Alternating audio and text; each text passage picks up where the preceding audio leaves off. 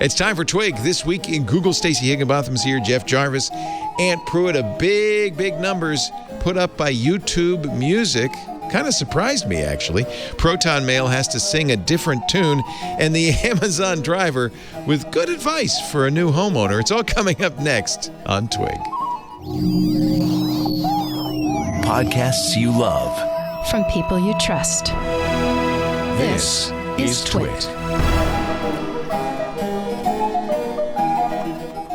This is Twig. This week in Google, episode 628, recorded Wednesday, September 8th, 2021. The Queen of Consent. This week in Google is brought to you by Command Line Heroes, an original podcast from Red Hat that tells the epic true tales of developers, programmers, hackers, geeks, and open source rebels who are revolutionizing the technology landscape. Season 8 is out now. Search for Command Line Heroes on Apple Podcasts or anywhere you listen to podcasts. And by Wealthfront. To get your first $5,000 managed free for life, go to wealthfront.com/twig and start growing your savings today. And by Marissa. The U.S. Postal Service processes more than 98,000 address changes every day. Is your customer contact data up to date? Try Melissa's APIs in the developer portal. It's easy to log on, sign up, and start playing in the API sandbox 24/7. Get started today with 1,000 records clean, free at melissa.com/twit.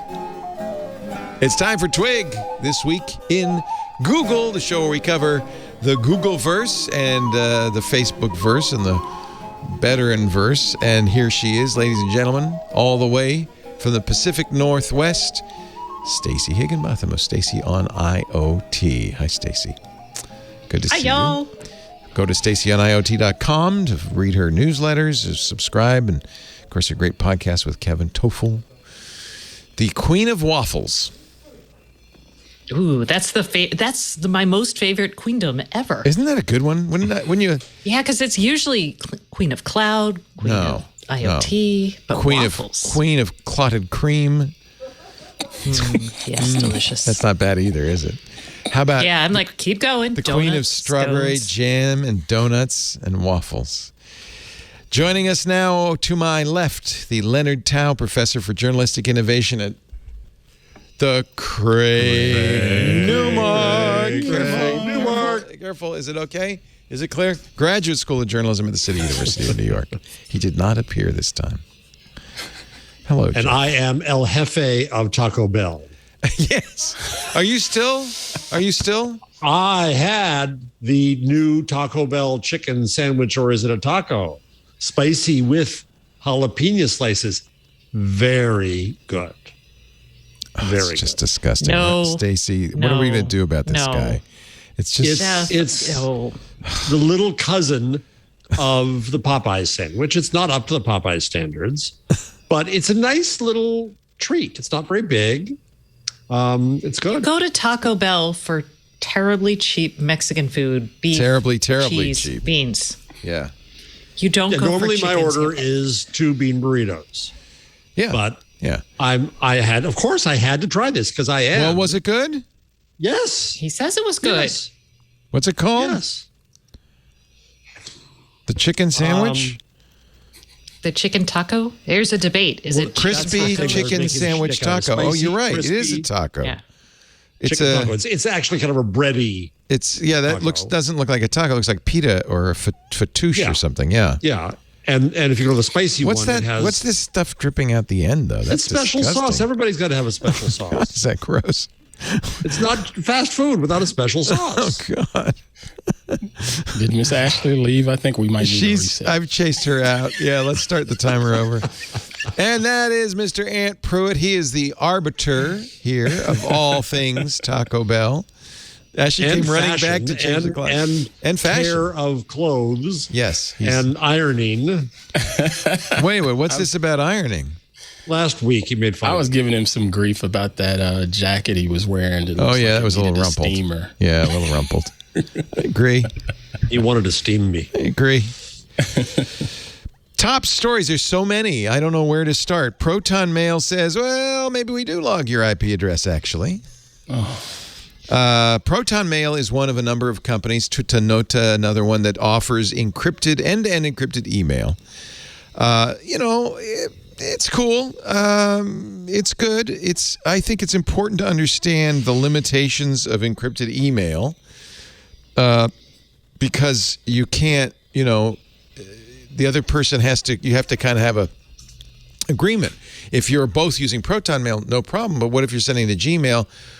Well, then either it's unencrypted or you have to send them a link to something, an encrypted blob that they have to figure out how to unencrypt. And that what is not encrypted, of course, is metadata, who you're emailing. And so that means ProtonMail has information about what you're up to. And on their website, they said, we don't log your IP address. However, they had to respond to a legal request from the Swiss police to hand over a user's IP address and details of the devices he used to access his mailbox, resulting in the arrest of a French climate activist. We don't know what the crime he committed was yet. Or alleged crime. ProtonMail says, well, we have to respond to a lawful request. Well, yeah, but you shouldn't have boasted that you don't log IP addresses because obviously you do. And in fact, what was the point of that marketing? Yeah, it was marketing. And that line has now been removed from the website. We mocked when Steve Gibson was talking about ProtonMail. He mocked him a little bit because they, on their website, made a big deal about how the fact that their servers were buried deep within a Swiss mountain, as if that somehow magically protected your data. And I think there's a lot of marketing that goes on in this stuff. Email is beyond marketing. Insecure. Beyond marketing, was it mentioned in their terms of service? Oh, that's an interesting question. Unfortunately, we don't, because I'm sure it's been updated by now. It's all been changed. So, anyway. I don't really want to hammer ProtonMail. They should not have said that. They still say the email is still encrypted. Yeah, so is PGP. That's fine.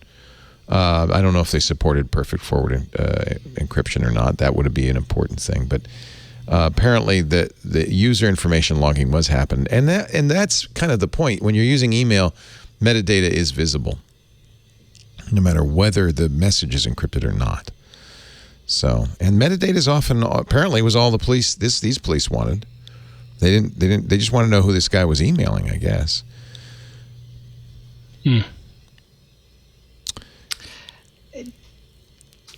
Okay. I guess we got nothing to say. I was thinking about this and I'm like, well, yeah. It's like you shouldn't lie to people. Okay, yeah. Next story. yeah, kind of that's it. Especially if this is, unfortunately, you get ready because this is, as people become more and more privacy focused, expect to be conned more and more over privacy issues. When you announce to the world, as we have, that we care about something, then there are going to be plenty of people who come after you saying, hey, look, we've got what you want. And like the Freedom Phone, it isn't,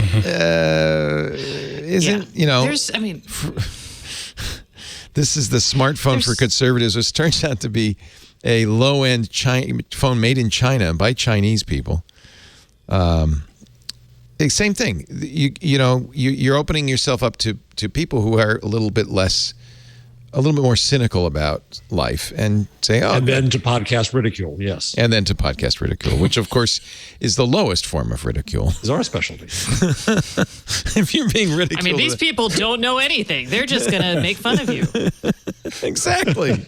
Not even eloquently. Yeah. Thank you. Hot waffles, hot takes. We got them both. Yep. Hey. All right. I know. Sorry. I'll try to find a better story. How about this one? Well, with that said, though, what's the next step for folks wanting to manage their own email? Actually, this is a good concern. That's a good point. That's in fact why I brought this up. It's really important to understand email is by its nature not a secure messaging platform. It never will be. There are things you can do. I would suggest instead of trusting somebody like ProtonMail or Tutanota, and I have accounts on both, but trusting them because they have the keys, it would be better for you to generate your own keys, use PGP mail, and send the mail that way. But still, who you're sending it to, subject lines, a lot of the stuff is still visible. Email was never intended to be a private or secure method of communication. If you really want to communicate privately, my strong suggestion is use Signal. Don't use WhatsApp. Apparently, Facebook can see what you're doing on WhatsApp. But with that said, I think I should probably read through the Signal terms of service, because who knows what their marketing is as being secure, but is it really? Well, Signal is created by Moxie Marling-Spike, who is a strong privacy advocate with a long track record. The source code is open source, which is very important to me. I would never trust anything that wasn't open source. Signal has been vetted by many people. The source code has been vetted, and I don't think there's any question that Signal is secure. Now, WhatsApp uses the Signal encryption. I think it's Telegram that I was confusing. Telegram is not necessarily secure. Yeah. So that's why I said that. It's why I didn't say use Signal or use Signal. End of sentence. Period. And I think but it's still true that if I use Signal with you, Leo, then my fate is still in your hands then, because you can do anything you want with it. Sure. You know it now. Yeah, once it leaves your head, you're never fully secure. Yeah. Email is I think any company that promises you secure email is overpromising. So don't just use so actually that's the question. Let's say I wanted to tip off Stacy to a big scam that was going on in the IoT field. And a lot of reporters maintain accounts so that you can message them. Stacy, do you publish a way that people could tip you off? I don't publish my Signal account. I do. Mostly because I don't get a lot of secret tips that way. My tips mostly, because if you want to tip off a reporter, typically you have a relationship with that person. So, but how do you engage the conversation? You go to a parking garage like Deep Throat did with Woodward and Bernstein? I mean, this is always the problem. I meet someone face to face. Yeah. I mean, and the other thing is I'm not reporting on national security things. So my most difficult scoops are things that are maybe like the company would be mad that someone talked about it, but it's not criminal. Fear of fire. Well, yeah. So like if you work for Google and you wanted to tip me off, I would not bring my phone with me. A lot of newspapers, that would be smart. A lot of newspapers, Washington Post uses something called Secure Drop, which is and they specifically publish this, saying this is a discreet way for readers to share messages and materials with our journalists. And you get a lot of crap on those things, though. Yeah, I mean, it's hard to I want tips from people I trust. I know that sounds wrong, but I mean, because you're going to have to vet anything, and vetting something is hard. Yeah, but the Pentagon Papers, for instance, came in over the transom, right? Right. And actually, again, those were physically delivered to the Washington Post, which is probably the safest way to do this. But everybody wants to. They didn't want to physically deliver them. They actually wanted to keep them themselves. Right. So. Right. It's interesting what the Post says. If you want to securely message them with a tip, go to a place with a public internet connection, one that you don't normally frequent. Listen to this. What? This is OPSEC. Well, listen. Download and install the Tor browser bundle from torproject.org. Open the Tor browser, and then copy in this this address, https://washingtonpost.securedrop.tor.onion. From this URL, you'll be able to send messages and files to a secure Dropbox that we will check periodically. You will be provided with a code name that you will use to log in to check for replies from the Post. Keep the code name you're provided safe and secure. We will not know your code name, and you should not share it with anyone. If you forget your code name, we will have no other way to contact you. It's like your Bitcoin wallet. And this comes from the Freedom of the Press Foundation. Jeff, do you cover this in your classroom? Yeah, we do actually. In terms of primarily security for both for the journalist and for the source. So it's now Yes. required for everybody. And you can see why the Post wouldn't want to know who you are, because they don't want to be ordered to reveal. Subpoenaed. Yeah. The Post says no system is 100% secure. Even with these measures, there might be a risk of someone discovering who you are or what you are sending. And so they have, in fact, more steps to secure yourself, which is, they say, don't use an operating system that helps preserve your privacy and anonymity, like Tails, which is a Linux distribution that's designed around security. Delete trails of communication. Honestly, Go ahead. print it out and mail it. I'm not kidding. I hate to say it, Stacey, but Oh, I know printouts can be there is a hidden dot authenticated. pattern on all printouts that lead directly to your printer.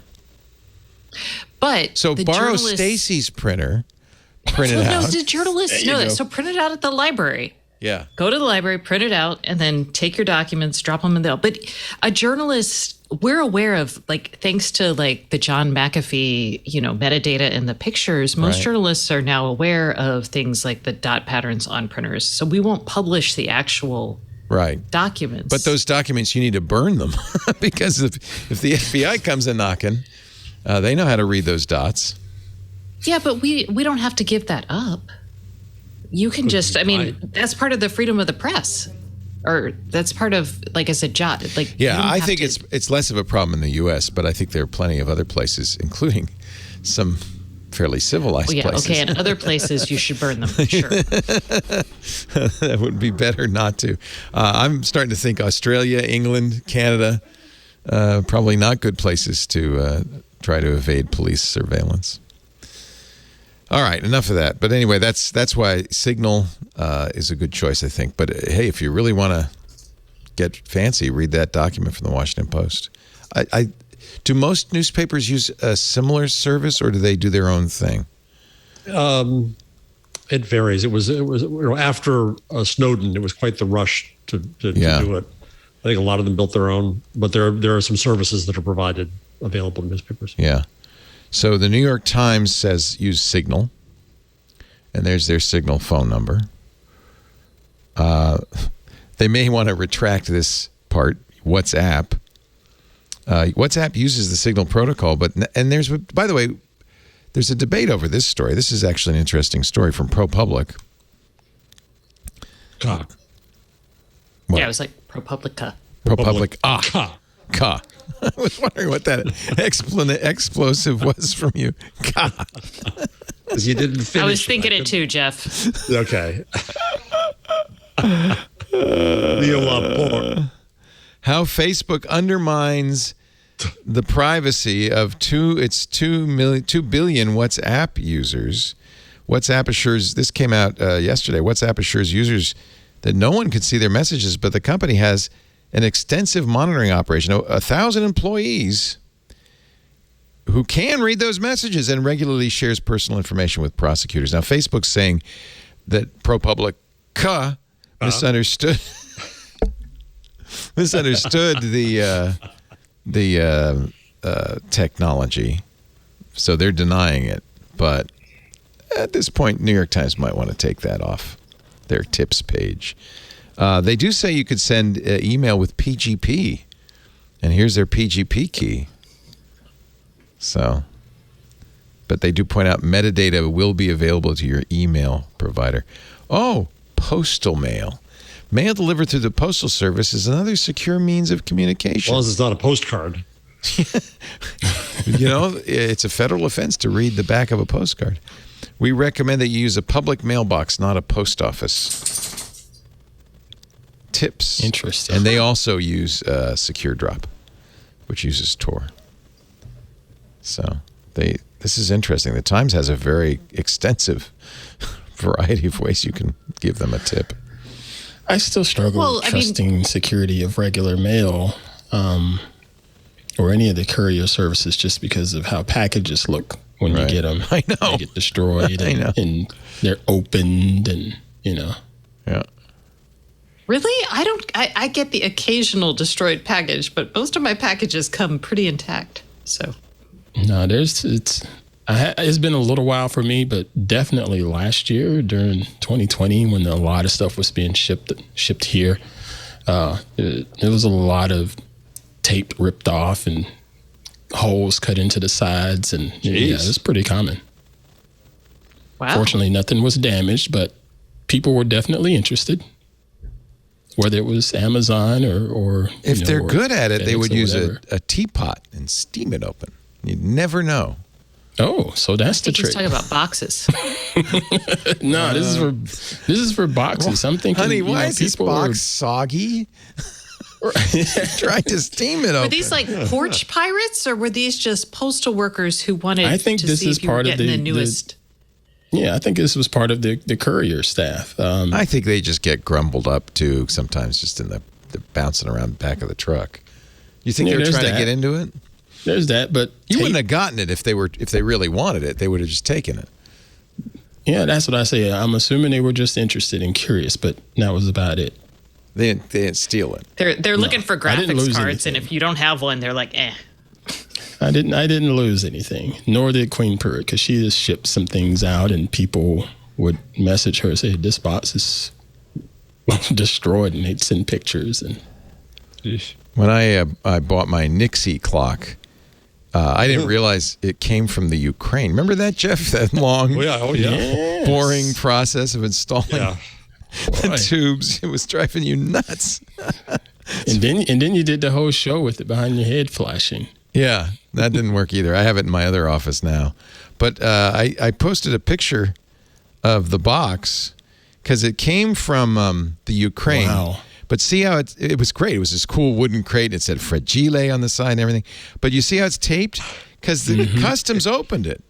Yeah. They opened it. And so It said, "What the hell is this? What is this?" Well, it's not a bomb. Go ahead, Tony. Let him have it.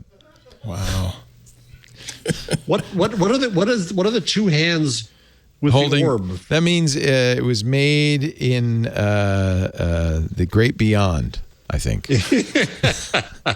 Looks like test containers. Yeah, isn't that I think that's fragile, but it's it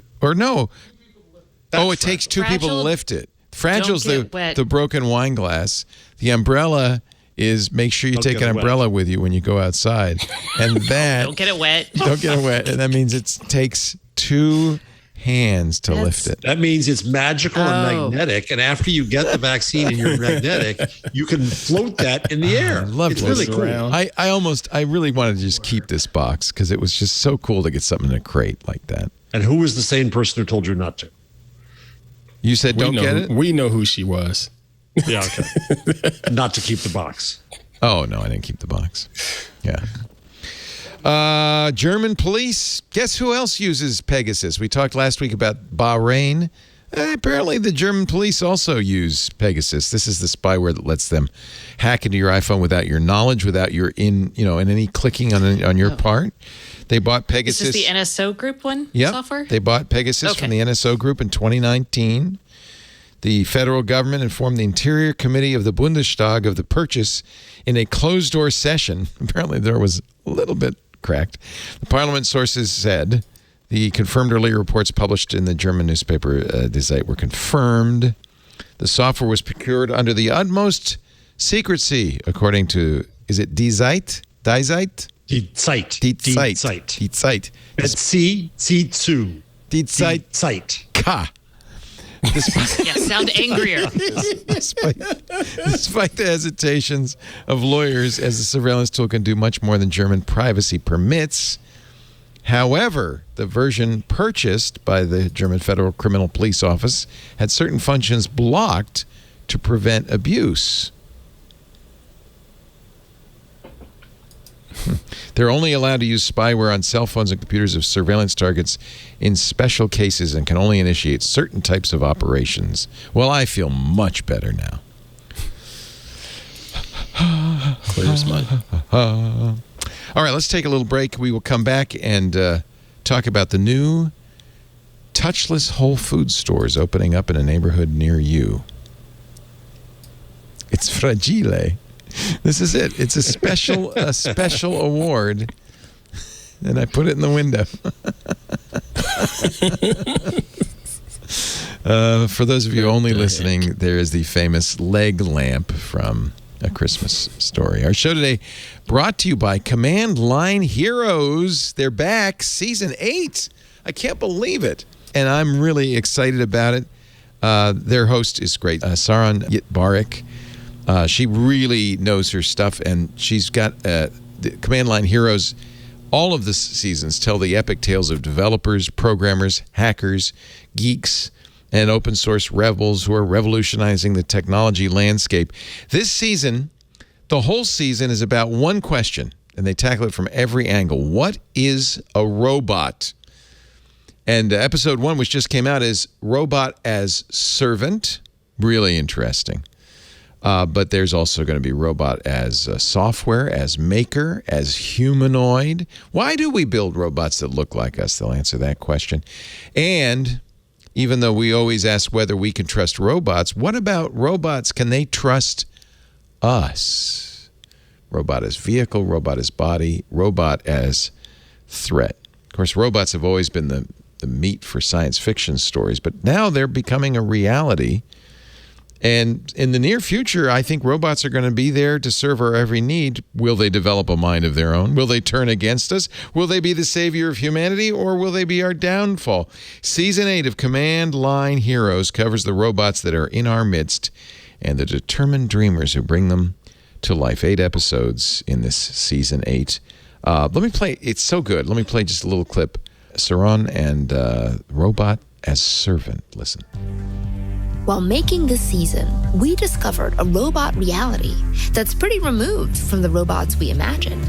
And yet, all those misguided ideas about what a robot should be actually shaped what robots are. And no robot fiction shaped things more than the story we told ourselves about robotic servants. Saran Yitbarek is great, and her show is great. Season 8 is out now. Search for Command Line Heroes. You'll find it on Apple Podcasts or anywhere you listen to podcasts. We'll also include a link in our show notes so you can just go right to it. Thanks so much to Command Line Heroes for their support. You should listen. Command Line Heroes from Red Hat. Thank you, Red Hat. Let's see. It's kind of a potpourri today. Whole Foods is going to be getting the Amazon Just Walk Out technology. First 2 stores will be in California and Washington, D.C., in the Glover Park neighborhood of Washington, D.C., and in Sherman Oaks, California. This is the store where you go, you grab, and you go. Did you try it, Stacy, in Seattle? I've done it there, but this is actually bigger. So it's the same technology, but it's a Whole Food. It's applied over, Yeah, and imagine how many cameras you need, and how do you count how many bananas you got? Imagine the computational workload that's happening behind the scenes. Because, I mean, how many people in a grocery store at any given time? Like 200? So when you get to the Whole Foods, you'll scan the app or insert a credit card linked to your Amazon account, or, and this is very controversial, place your palm over a palm scanning system called Amazon One. Oh, yeah, I remember when that came out. Right? So, but you could also just scan the app. You need to identify yourself somehow. I think probably safer to use, the phone's authentication. I use the app, and it's totally fine, although it is annoying to have like 18 different Amazon apps on my phone. True. If you opt out of the cashierless technology, there aren't any cashiers. You'll have to use self-checkout or go over to a customer service booth. Yeah, it's really an interesting idea to put this in a normal-sized Whole Foods. Well, it's also like, I wonder about the communication with so you can't just turn this on, because people who are used to that being their grocery store, who aren't like tech people, are they going to just walk in and be like, what the heck? So what's the education can't process? I shop here? Yeah. Well, in fact, what if you're more than one person shopping at a time? Because Well, it knows that you, the person, picked that up off the shelf and put it in the cart. Well, what if my wife and I are both shopping? Not that happens, because she thinks I'm a disaster at a grocery store, but just theoretically. Or your kid grabs What do you something, buy a lot or of you go candy? off and get What something. makes somebody a disaster in a grocery store? I'm a disaster. I'm not allowed to go to the grocery store. Yeah, I'm not either. Yeah. Well, what do you guys I do? feel you, There's a Jeff. similar rule in place here in the Pruitt residence. You two, all three of you? So what do you say? I got to have Fruit Loops. I got to have Fruit Loops. Mommy, give me Fruit Loops. No, it's I don't know where everything is. Why isn't the ketchup next to the tomatoes? It's not logical. I can't ever find Ketchup anything. does not belong. Okay, Jeff, your reason is silly. Oh, that's cringy. Okay. My reason is can't- I I can't love reason. expensive.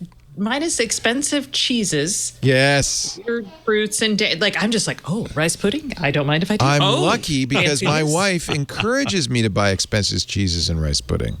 That's the thing. Yeah. I will go and I will buy the more expensive stuff here and there, but I don't send the rest of the family because they're wasteful. They'll buy a lot of stuff. Oh, that you just won't. Oh, says- you're the one who won't let them go. Right. Yeah. I'm the one that manages the grocery run. And poor niece, she's getting the wrath of that now because She wants to shop. I'm at the slow her down. I was like, no, that's wasteful. You just your eyes are hungry. your belly's not. You're kind of the grocery store Scrooge. Scrooge. Yeah, pretty much. El Comandante. I just don't like See, waste. you're the can't reason I'm stand not for allowed to food. go to the grocery store anymore. That's the deal. People Andrew's like you, Ant. Ant. Is that why? Yeah, I he's love. really. I feel. The other day I was in a Safeway, and I don't normally go to the Safeway. I usually go to smaller artisanal stores. Of course you do. Smaller artisanal. I'm especially not allowed to those. Petaluma Market is all that. I love Petaluma. Yeah, I love Petaluma Market. So I prefer to go to them instead. But I went to the Safeway, and I felt like a Soviet citizen coming to America for this first time. I was gobsmacked. I was in awe. I was looking around and saying, look at all the vegetables, and oh my God, look at all this. And it really hit me that we live, at least some of us, are very fortunate to live in the land of plenty. True. It's kind of amazing. So True. it's really interesting because with COVID, there's food shortages in most of our grocery stores now in certain areas, like certain types of pasta, or like this week we couldn't find any I canned hate it. Chicken for a while. You can't get bucatini to save your life.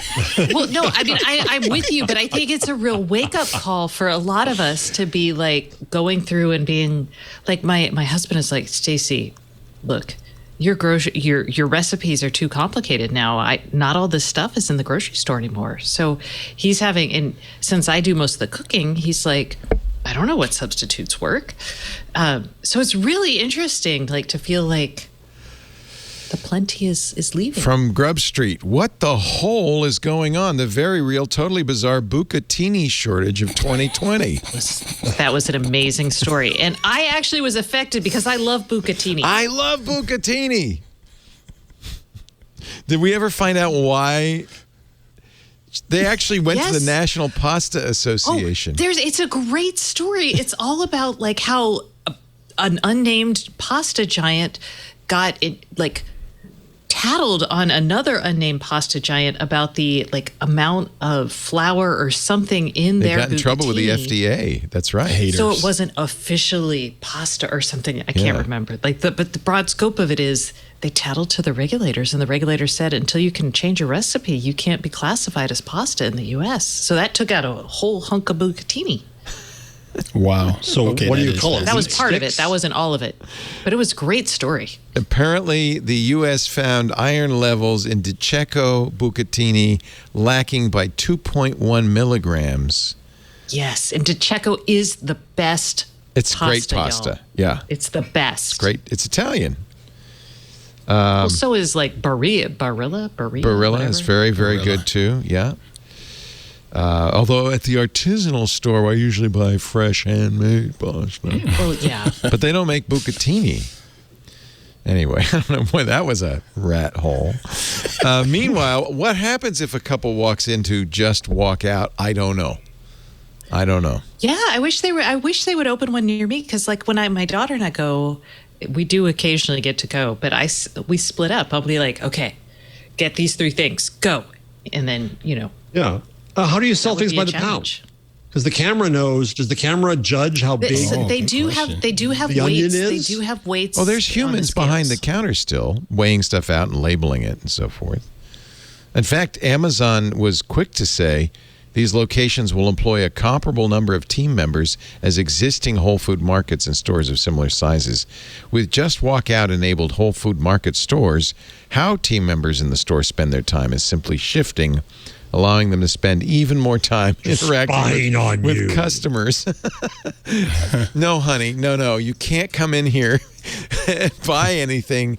Where's your smartphone, dear? No, you have to have a smartphone. Well, you could put your palm on this, but do you have an Amazon account? No, I'm sorry, you can't come in without an Amazon account. Stuff like that.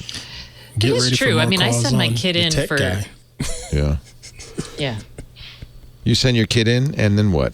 I'll because we are walking distance between to a Safeway. So now when she's like, "Oh, I forgot to tell you, but I need this for my recipe tomorrow morning," I'm like, "You got beat. Here's $5. He's in Safeway, amazing place, full of food. Every aisle has food. It's amazing." I think their produce is lacking. Well, you know what? Maybe that your Safeway was that way, but I was actually surprised at the produce at the Safeway in Petaluma. But they're competing with, artisanal produce. Coming from Texas, where we had H-E-B and like these massive, like super H-E-Bs or super Targets or like massive grocery stores, coming up here in like urban grocery stores was a real change. I was like, there are only like 5 feet of pasta on these shelves. You live on an island. You're cut off from the mainland. How much do you need on that daggum island? That wasn't my point, but okay. Bucatini, baby. We have 2 grocery stores on the island. It's a big island. And then it's a big island. We have 24,000 people. Yeah. 25,000 people now. Hat Island, where I'm moving, doesn't have anything. You have a pond and some fields. Yeah. There's nothing on Hat Island. But I'm with Mr. Jarvis though, regarding like stuff that you have to weigh, considering how much meat that we buy here. How is that going to be handled when it's based on by the pound? And if it's just somebody back there measuring it out and they put the label on it to be scanned, what if I happen to have that label inside my hand accidentally as I'm walking out and there's no camera that can see it? And right. How right. So at the Amazon stores that exist, it's so heavily packaged that if you reach for a tuna sandwich, it knows where the tuna sandwich is, and all the tuna sandwiches are the same. Does seem to be a problem. For steak, doesn't it? Yeah. I don't get it. I mean, they'll figure it out. It must have a barcode on it, right? Or a QR code. It's pre-weighed, and they'll probably weigh the floor where you're standing and see how much weight it has. No, actually, I do think there are sensors in the containers. There are sensors on the shelves. I said that. Yeah. Except I think I said there are sensors on the scales. That didn't make sense. There's scales on the sensors, which are attached scales to my eyes. Yeah. Basically, it's one giant Thermomix. Well, fortunately, if I go to the grocery store, are you still liking that, Leo? About 10 times. Yeah, the only thing I can figure out to make with a Thermomix, but I make it a lot, is mashed potatoes and risotto. But it's really good for mashed potatoes and risotto. You look up stuff. Right. It has recipes. So you subscribe. Says it's wasted on you. You subscribe to Cookie Doo. By the way, my subscription's running out, which is weird because you buy a $1,500 appliance. You wouldn't think you'd have to spend $30 a month on a subscription to anything, but you do. It's $30 a month. I don't remember what Cookie Doo is, but it's something like that. It's not cheap. Maybe it's not. Maybe it is. Maybe I don't know. But you read these recipes, they say things like, I don't know, Italian island burgers or something. And most of it's cooked outside the Thermomix. So it's not like Thermomix is good for sauces. Well, like here's a Thermomix recipe. Grilled tri-tip with creamed spinach. You had, but most of it's made on a grill. You're not. Right. I guess the cream that goes in the spinach. I guess I could make the cream spinach in it. That's about it. So I don't even know why they mentioned the tri-tip. It's like I just don't understand it. Anyway, what's that we said about marketing? Yeah, I fell for it. Let me see. Cookie Doo membership. You could tell they're not. They're not from around here. They call it Cookie Doo. $39 a year. It's not that expensive. I overstayed. Oh, nice. It's not bad. That's not bad. You want to talk about Zoom dysmorphia? Okay. Yes. This is when what? Sigh. It's a mental health issue.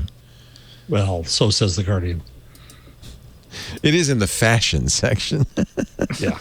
Well, that just means, okay, so here, the issue is we're looking at our faces all the time and we're like, my face looks weird. Because we're all on Zoom looking at ourselves all the time. So that's the Zoom dysmorphia. Is it because Zoom does something to our image that isn't real, or is it because we're finally seeing what we look like? Because you're looking at yourself all day. Big. I got twit dysmorphia. Okay. That's all I So look. I was going to say, I have twit dysmorphia. That's I too didn't bad, notice. Deal with it. You look great. What are you talking about? No, I've noticed, well, one, I burned my head several weeks ago with a curling iron. So I see this all the time now. I would never think about it otherwise. No, Literally that's never true. think Yeah. about it. Now I can't see And anything then else I either. also- Yeah. It's really See? horrible. And I've got Jeez. this like discoloration here. I actually went to, what are they called? Like a laser person to see if I could get that fixed. Because I was like, and again, would never notice it. I'm Yeah. the type of person Stacey, who I leaves never my would have house seen those without looking in I a mirror. am now can't not see it, actually. But you can't No, we not see can't them, and not. I can't not see them either. You know what? I'm always like, I got advice for you. Bangs. bangs. There Bangs you look go. terrible when you have curly hair. Oh, Good okay. Lord. That is like the biggest ever. I mean, you'll either, you'll either see it or not see it. I can't change that, but it does kind of not. This I'm is the saying best it's like- paragraph in this article.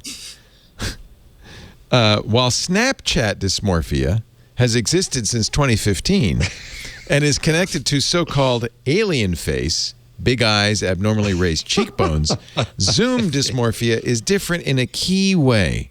With Snapchat dysmorphia, patients would come in to see the cosmetic consultant with a photo of themselves that would be heavily filtered, yet there's an awareness on the patient's behalf that there's some dysmorphia going on. But with Zoom dysmorphia, it's unconscious.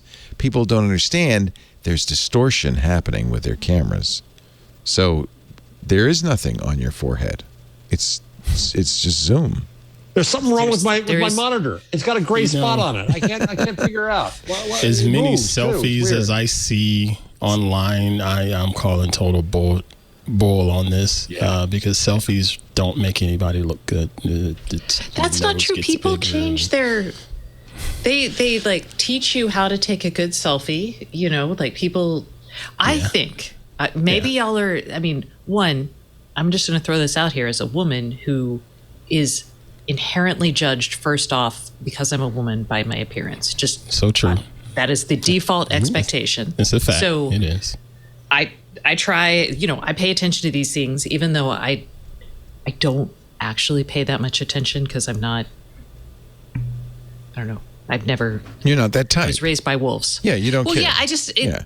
I don't care mostly, but it is tough to see it every day. And it is tough to feel like if intellectually, I know no one's judging me for it, right? Because what I say is more important. But I will say that girls and Sure, young I women think that's and true. older women Yeah. are like, does my neck look weird? Yeah. Probably. No, teenage girls' is noses. That's why Yeah. there's so many rhinoplasties among teenage girls. In fact, this article quotes a Harvard Medical School professor, Dr. Shadi Kurosh, who says there's an increase in appointment requests for appearance-related issues during the pandemic. Increase, yes. In March, British plastic surgeons reported a 70% increase in consultations. People were complaining about sagging skin in the lower face and neck. We wondered if this was because people were holding their smartphones at odd angles while they're looking down. And also, there's a certain amount of distortion as you get closer. These are somewhat wide angle, right? And Yep. so there's distortion that makes your nose look big, for instance. So actually, I'm not surprised. I mean, it's not like looking in a mirror, and people don't spend hours of some people, most people don't. Teenage girls might. That's where the nose thing. Girls maybe. Yeah, but You see, I had the opposite. On Meet, for a long time, Meet would not show you; it would only show the other people. Yeah. And I'm wondering, what do I look like right now? What if I pick my nose? right. I find it more comforting, maybe because it's for doing this show for 25 years, to just know. You get used to this. Yeah, you and I do. have to You say, as somebody who's worked in television for years, in radio, by the way, the same thing happens with your voice. The first time you hear your voice, you remember that. The first time you heard it Tape recorded, recorders, right? you hated it. And then, Yeah. thank you for turning off the camera. Oh, there it is. Okay. after a while, you get used to seeing yourself, but it's a weird experience for the first few years. So, yeah, I'm not surprised that this is cropping up. And for everyone saying narcissism or vanity, I would say no, because we do judge a significant amount about people based on their appearance. Absolutely. And we can see studies about people who are paid more or who are good looking get paid more, both men and women. So Right. I don't know. I mean, yes, there is a point over which it becomes silly, but It's almost the opposite of think this is narcissism. where it It's overblown humility, right? It's a bad self-image is far more the case. And I have terrible teeth. I have a huge nose. I'm pink. I tell you, and so I hate all of that, but not anything to do about it. Here's this was a shocker. And I find this really hard to believe. An internal memo in the LAPD shows that police officers were directed to use field interview cards even when an individual is not arrested or even accused of a crime. Copies of the field interview cards police complete when they question civilians reveal that LAPD officers are instructed to record a civilian's Facebook, Instagram, Twitter, and other social media accounts alongside basic biographical information. ew, And in gross. Is this the story about data miner? No, this is the story. And this is from the Guardian also. An internal memo further shows the police chief, Michelle Moore, told employees it was critical to collect the data for use in investigations, arrests, and prosecutions, and warned that supervisors would review cards to ensure that they were complete. Now look at line 92, if you would, related. The LAPD worked with data miner during the George Floyd protests. So they were tying your real life activity to your virtual life activity. Boy. This comes from the nonprofit Brennan Center for Justice. They checked with 40 other police agencies and were unable to find another department that required social media collection on interview cards. This probably started with Black Lives Matter. Wow. But it goes even farther back. In 2015, the department added social media accounts as a line on the physical field interview cards. Similar to a nickname or an alias, a person's online persona or identity used for social media can be highly beneficial to investigations. This is Charlie Beck, a former LAPD chief. Yeah, that makes sense.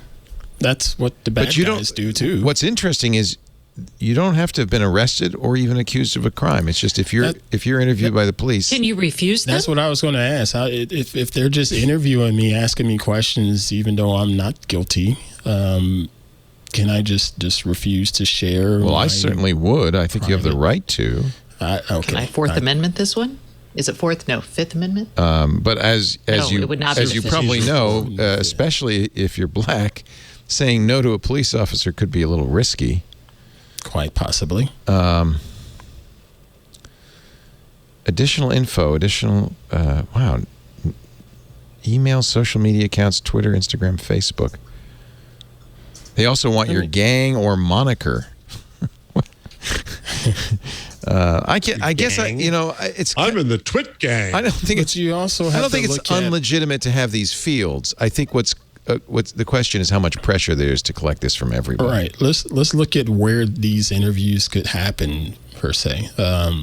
Some gang-run neighborhood or whatever, and the police is trying to do their job, and they're just trying to gather information, and they go to ask all of these questions, and the person that they're asking, they probably don't even know their rights. Right. So it's just fish in a barrel for the law enforcement. There's a group called Stop LAPD Spying Coalition, and its director said it's like stop and frisk, which it is, I guess. And it's happening with a clear goal of surveillance. Wow. Yeah. Yeah, so they've got like internal lists, like known gang member lists on Twitter, and you could just follow those. I don't know. I mean, Here's on a- one hand, here's a this is really public, good one. and What if the you bad could guys are gather it- doing too, though. All of the people out Yeah. there doing these data breaches and whatnot, they're pretty much doing the same thing. Just pinpointing, all right, who's the weak person that I can go and hit on and get my way into said organization. They're looking at all of that same stuff. They're also asking for social security numbers, and here's the disclaimer. Oh, no, that's bull. If careful what you say, I might have to ask for your Twitter account. If social security numbers are requested, the following disclaimer must be read. This is on the card. Get this. Federal law requires that you be informed when asked for your social security number that it must be provided for use and identification. Authority for requiring this information is based upon field interview procedures operational prior to January 1, 1975. When the Social Security number and card was introduced, it was not allowed for any form of identification because everyone was freaking out about it. It was privacy dot and schutz of the time. Yeah. They talked to a lawyer. And they were right to, because remember Yes. how now it's associated with all this information? People stole your SSN from your hospital beds. Well, I mean, Guardian asked Kathleen Kim, a Loyola professor of law and immigrants' rights expert who previously served on the LA Police Commission. She said, I am not aware of any law requiring individuals to disclose social security numbers to local police. That's a lie. They're actually lying. we are back at lying. The police lying to people? No. She said she was shocked to learn about the Social Security section on the cards, noting it was so antithetical to the department's own policies and clearly violated the spirit of sanctuary laws. Oh, that's why they asked for Social Security numbers. I was wondering if you a you're a citizen or citizen? not.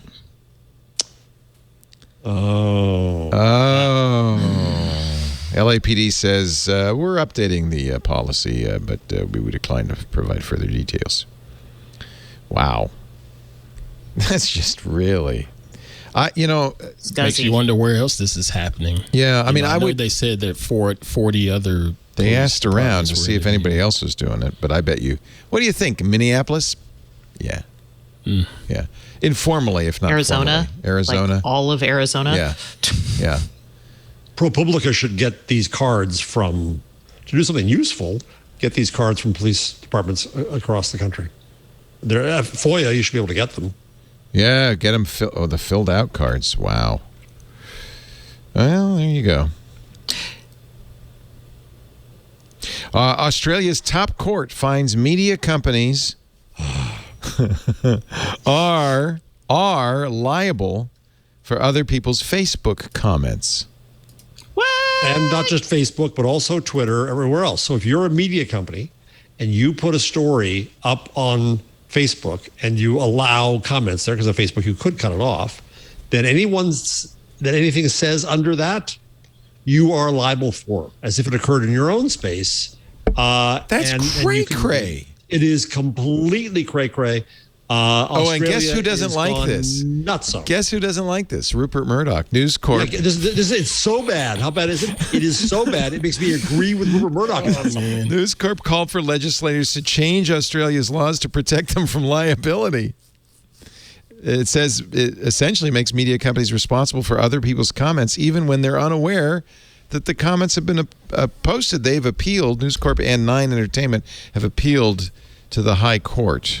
So you want to know what it's like to get rid of Section 230? This. There you have, Wow. There you have it. Yep. Wow. This is completely insane. Everybody, I know, in the legal people I trust are going completely nuts about this. I tweeted. so this is actually this was the response to the appeal. The High Court said, "Nope, Yeah, it's okay." but the actual libel case hasn't occurred yet. I put another explainer up on the rundown somewhere, and so that's still going on. This morning when I saw it, I was up early. I said, "Wake up call to Jeff Kosseff and Daphne Keller and Mike Masnick." I'm sure they're talking about it. So you can, if you post on these sites, you can say no comments, right? I guess that Only recently, apparently. Only recently. But let's say it's Twitter. So on Twitter, you can say that you can't comment on that, but I can retweet it and comment on it and That's the copy same and old, paste right? it and comment on it. yeah, and there's no. I mean, the whole point of Section 230 was to enable a public conversation, Because what would happen is without that, then we'd see that it would be completely limited and no one would go to any liability. No one would allow any comments. And we're stuck with only mass media again. This sucks. And Australia is being stupid and Canada almost as stupid lately. The case was initially brought by somebody named Dylan Voller. He was detained in a juvenile detention center, became the subject of media attention. Articles about Mr. Voller that media outlets posted on Facebook drew comments from other Facebook users falsely accusing him of serious crimes. Voller's lawyers said media companies have a strong commercial imperative to increase engagement on their posts and that they assisted the publication of the third-party comments by posting articles in the first place. His lawyers said this decision put responsibility where it should be on media companies with huge resources to monitor public comments in circumstances where they know there is a strong likelihood of an individual being defamed. But it's more than that, Leo. So let's say that you as a media company post something on Facebook and Stacy comes in and defames me in the comments under that. I could sue Stacy, and she does have a nice house. I could get something out of it. But I'm far better off suing you because you're a media mogul. And that's what's going to happen. So in these cases, what they're saying is people are not going to sue the speaker. They're going to sue the intermediary for liability. This creates intermediary liability, quite literally. And so you're going to go after the biggest pockets, and the biggest pockets are going to be media companies. And that's why Murdoch doesn't like this. Yeah. Well, also, Jeff, you have a nice house as well. So I feel like I want two of them. I'm greedy, and I want yours too. Wow. I'm looking at your very classy study, and I'm like, I don't know, Jeff. Your house seems pretty fancy. Well, don't go after mine. Oh, jeez. So now, Aunt, you and I are in trouble because we made fun of her bib last week. She's going to sue us now. But you made fun of my jacket, so I'm going after you, Aunt. Hey, bring it. We're all going to sue each other. Lawsuits for everyone. All right. What else is on our list of things we can have hot takes about? Oh, you want a hot take on Yahoo? Yahoo. Oh. The acquisition of Yahoo from Verizon has been completed. The Yahoo and AOL, formerly known as Verizon Media, have been acquired by the Apollo Global Management, and their new name is Yahoo. Any exclamation mark? Is there an exclamation mark? No. Well, maybe The Verge doesn't do the exclamation mark. Some people are funny about that. No publication should. We used to, Yahoo used to call us it. We have an exclamation. Right. Shut up. No, you don't. It's part of the name. It's like when eBay would get mad when it was at the beginning of a sentence and it would be like, we are lowercase e. And I'm like, at the beginning of the sentence, you are not. So is this the official death of AOL? No. I mean, it's... I guess not. AOL continues. Yeah. I don't know. I mean... this is... No tech company dies. I mean, right. Radio Shack still exists as a brand. I mean, my gosh, y'all. Nothing... We just can't let these things in. So this was, of course, the Oath brand. Which then became known as Verizon Media, which then became known as Yahoo again. Yahoo Sports. The only company worse at branding on earth is Google. That's where TechCrunch is, right? With this company, TechCrunch Apollo. and Gadget. They'll all be run by Apollo Global Management. I wonder if they're going to do, what is it, the Red Ventures that bought CNET? I wonder if they're going to pull that servicey journalism affiliate link / There was actually a good article about Red Ventures in the Times a couple of weeks ago. I thought there was. I was impressed. I thought they were maybe they weren't a evil private equity company. They seemed to actually want to do journalism. Was Ben Smith? Well, they wanted to do journalism that led to purchases. I mean, they wanted to do a wire cutter, basically, which is fine. Yeah. I mean, that is there's got to be a model. There's got to be a model of some kind. Well, when we've dealt with that, was we have a commerce group, and what we hear from the people who do that for a living is they say that they have more trust at stake with the public than if they were just selling them for advertising. Oh, if I tell you to buy this and it's crap, my ass is grass. Yeah. I feel terrible when someone's like, this did not work for me. Yeah. I'm like, what? Yeah. No. So this is not exactly Red Ventures. Apollo owns Chuck E. Cheese restaurants, Okay. Michael's art stores, and the Las Vegas Venetian Resort. Okay. So it's kind of a... One of those things is pretty awesome, and it's not Chuck E. Cheese, y'all. It's Michael's? Michael's. I'm guessing Michael's? Michael's. No, it is the Venetian. Oh, okay. Good Lord. I do like- Michael's? I like the Venetian. I like the Venetian. I agree. didn't take you as a gambler, Stacy. Oh. Oh, I'm not, but I like nice hotels. And you like I the have fountain. to visit Vegas for work. And it's an all-suite hotel, let's be honest. It is. Yep. Nice. Adobe Max. cheesy. And it's very pretty. I like. Have you ever I mean, stayed it's at the cheesy as Venetian, all heck. Jeff? No. It's not cheesier than anything Oh. else in Vegas. Well, Yeah. thus it's cheesy. It's not Circus. No, it's less grungy than all No, of the the other Venetian's places. quite nice. Yeah, It it's a is very nice nice. place. We'd like to stay there. I admit it. Anyway, there it is. Yahoo. By the way, don't mock Yahoo. They still have 900 million monthly active users. Almost a billion. MAUs. I finally stopped using Yahoo Finance as my go-to for like an RSS feed on the companies I'm following. Oh, really? Who Finally, did you Google jump to? Google Finance, it finally got better. It got good enough, I guess, to avoid Yahoo. I still use okay. Yahoo, I think, a lot. Yeah, I do too. Yeah. So you I saying never end up Google there. Finance is Never. finally up to snuff?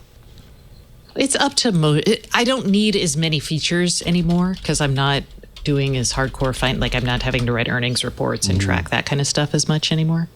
So, but yeah, Yahoo hit Finance news was my paywalls. absolute favorite. Well, I find myself at Yahoo only because I hit news paywalls, and when I look at 5 stories covering the same story on Google, Yahoo will be the free one. We mentioned, did we not last week, or maybe it was on Sunday? I think we mentioned last week that the House Republicans wrote a letter to Yahoo's chief executive officer, Marissa. I don't think we Meyer. did on this show. No, We it's did not. hilarious. No. Wait a minute. They wrote it to Meyer? Yeah. So,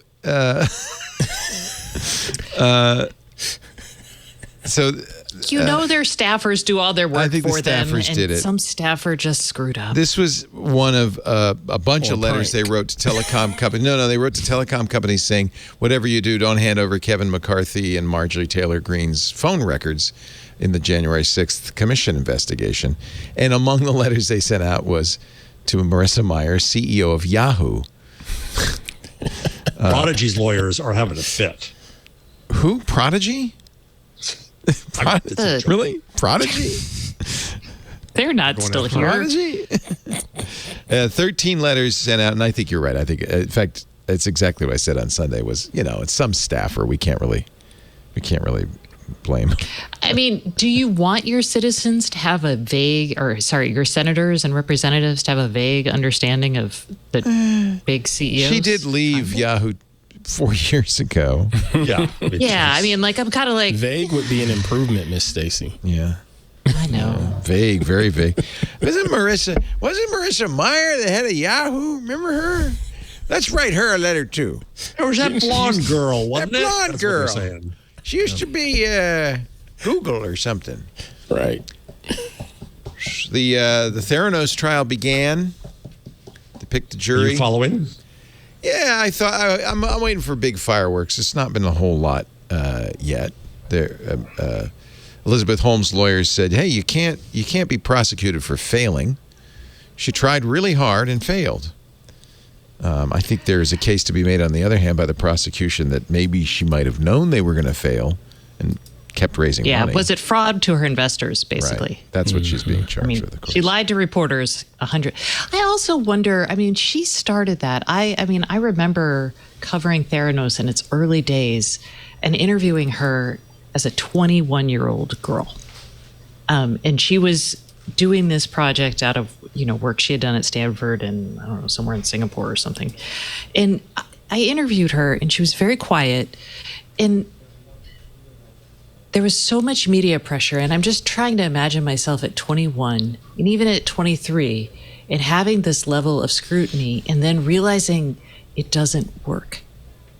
And I'm not saying that fraud is, but I do think that the pressure she was under and the advice she was probably given was probably pretty. Oh, I shouldn't have said that. I'm so sorry. Pretty bad. In fact, it is thought that her defense team will argue that she was abused and controlled by her partner, Sunny Balwani, who was also her boyfriend at the time. And so it may be. Maybe. They'll have to I'm not saying she's case. right. I just feel like a lot of people probably did a big disservice to her by... I just can't, if I put myself in that situation, like being a very type A, studious, she struck me as very quiet, very interested in the science, in having so much writing on that. I don't know. I think Rupert Murdoch might be called to testify, which would be kind of fun. He was an investor. He invests in all the best things. I think, that's the other thing is you see who's on the board of Theranos, and it wasn't people who knew about biotech or medical technologies. It was Henry Kissinger and George Shultz. It was a bunch of big names that had no technical knowledge. And that looks a little bit like, Mad Dog Mattis. Looks a little bit like you're collecting names, not looking for anybody to critique what you're up to. So. Well, yeah, nobody wants investors who will critique what they're up to. I mean, have you met an entrepreneur? I mean, that's... So the goal is not to be like... So it'll be fraud versus failure. How much did she know? When did she know? When did she know it? It'll be interesting. It'll be interesting to see. I think it might be a fascinating trial, but we'll keep an eye on it. So far, not so fascinating. Let's see. Let's take a break, and then we can come back. We've got the changelog and some big changes at Twitter. A lot of interesting tests going on. Really interesting stuff. Yeah. We gotta folks. say something about Google too. Yeah, changelog. I mentioned that. Okay. It's not much. It's been a slow week in tech. We had a hard time actually doing our show, so I'm with you. Google is changing a whole bunch of stuff in Workspace. A lot of stuff. Oh, yeah. And they What's finally... it called now? Is it Workspace? Workspace. Is it Google? It's Workspace. Workspace. Okay. I always forget. Although they just bought, believe it or not, they just bought a company called Playspace. So now they'll have Workspace and Playspace. And play. And but they finally rolled out this Spaces thing that they talked about at Google I/O. So there actually is quite a bit to talk about Google in just a little bit. Our show today brought to you by Wealthfront. It's so tempting, you hear about people making a ton of money in Bitcoin or, on GameSpot stock. And it's probably really tempting to say, if I could just get in there at the beginning, I can make so much money. I got bad news for you. The secret to building wealth is really simple. It's not day trading. It's not following stocks, stonk memes or taking rocket ships to the moon. If you want to grow your long-term wealth, if you want to make it to the moon, you got to go step by step, and it's easy to do. It's not exciting. It's maybe a little boring, but it's easy. Just open a Wealthfront investment account today. The data is clear. Investors that trade individual stocks, stock picking, we call it, underperform the market every year. In fact, only about 1% of day traders beat the market. The odds just aren't in your favor if you're going in alone. And everybody thinks they're smarter than the other guy. But the other guy almost always has more information than you do. Just team up with Wealthfront instead. I tell my kids this too. It's really simple. Start putting money away now. Put it in Wealthfront. They have the right tools for every portfolio. Whether you're a beginner or you're been investing for years, whether you're about to retire or you're building up for your future, with whether it's to buy a home or send the kids to college or to retire. Wealthfront will interview you, in effect, give you some questions, understand your goals, your risk tolerance, and then create a portfolio of globally diversified, low-cost index funds personalized for you in just minutes. Yeah, I didn't say it would be exciting. And there's no manual trades, no picking stocks, no watching the stock market every day. They handle all the investing based on the preferences you control. In fact, they can do something pretty sophisticated most investors don't even know about called tax loss harvesting. They can help you lower the taxes you pay as you invest. In fact, they can do it so well, it can more than cover the low annual 0.25% advisory fee. Yeah, you heard that right. 0.25% advisory fee. this is right. You can go to a broker and have them pick stocks for you and give him 1% or 2% of what you make, and that just eats away everything. I'm talking 0.25%, and it's completely automatic. Wealthfront is really brilliant, trusted by many, many folks, over $20 billion in assets now. In fact, I think when we started talking about Wealthfront, it was a quarter of that. You can get your first $5,000 managed for free by going to wealthfront.com/twig. It only takes $500 to get started. And I especially want to talk to you young people, because now is the time, just a little bit at a time, put away just a small percentage of your income and grow your wealth the easy way. Let Wealthfront do the work. No, it's not, you don't get to go on Reddit and say, I got diamond hands to the moon, none of that stuff. But slowly but surely, you're going to accumulate, and you're going to be glad. I'm telling you, you're going to be glad. It's easy. It's affordable. It's the right way to do it. To get your first $5,000 managed for free for life, hey, that's pretty nice. Go to wealthfront.com/twig. WEALTHFRONT. Wealthfront.com/twig. Start growing your savings today. Please use that address, too, so they know you saw it here. It helps us out a lot. We thank Wealthfront for making a great product. We were talking to Kevin Rose on Twitter a couple of weeks ago. He said, I love Wealthfront. Now, here's a guy who has done some of the most aggressive and interesting investing in the world. He's a venture capitalist, angel investor. He's into Bitcoin and NFTs. He said, I love Wealthfront. He said, I invested in them. Wealthfront.com/twig. A great company and doing really good work for you. Thank you, Wealthfront. All right, so Twitter, a lot of stuff. They're the first public tests of communities. I'm dying to get on this. Yeah, right now it's dogs. I like dogs if they don't attack me. Yeah. I tweeted the best dog video today. See, you should be invited into communities. I should be invited into dogs community. Here's the post from a Twitter engineer. We're rolling out our first public testing of communities, which gives people a place to have more focused conversations with people who share the same interests. Kind of sounds like Reddit to me. Communities introduces two very key mechanics that I think are worth touching on. So click on that thread. Or no, he'll go down further in his thread. He explains. Okay. Explains. Oops. You can't use how this thing very well. How does this Twitter thing work? I don't understand. When's the last time you logged in? Go back to Kayvon's. Use that back button in life. Kayvon says, 1, tweets you post in communities are narrowcasted to only the people in that community. They're still public, but they aren't amplified to all your followers, and they don't show up in your profile. We think this can lower the pressure of talking on Twitter. I think a lot of people who are on Twitter want it to go to the largest possible number of people, but okay. Yeah, so you don't put it in communities. Right. But in a case where I'm in my book wonks, my book history wonks community. Yeah. Right.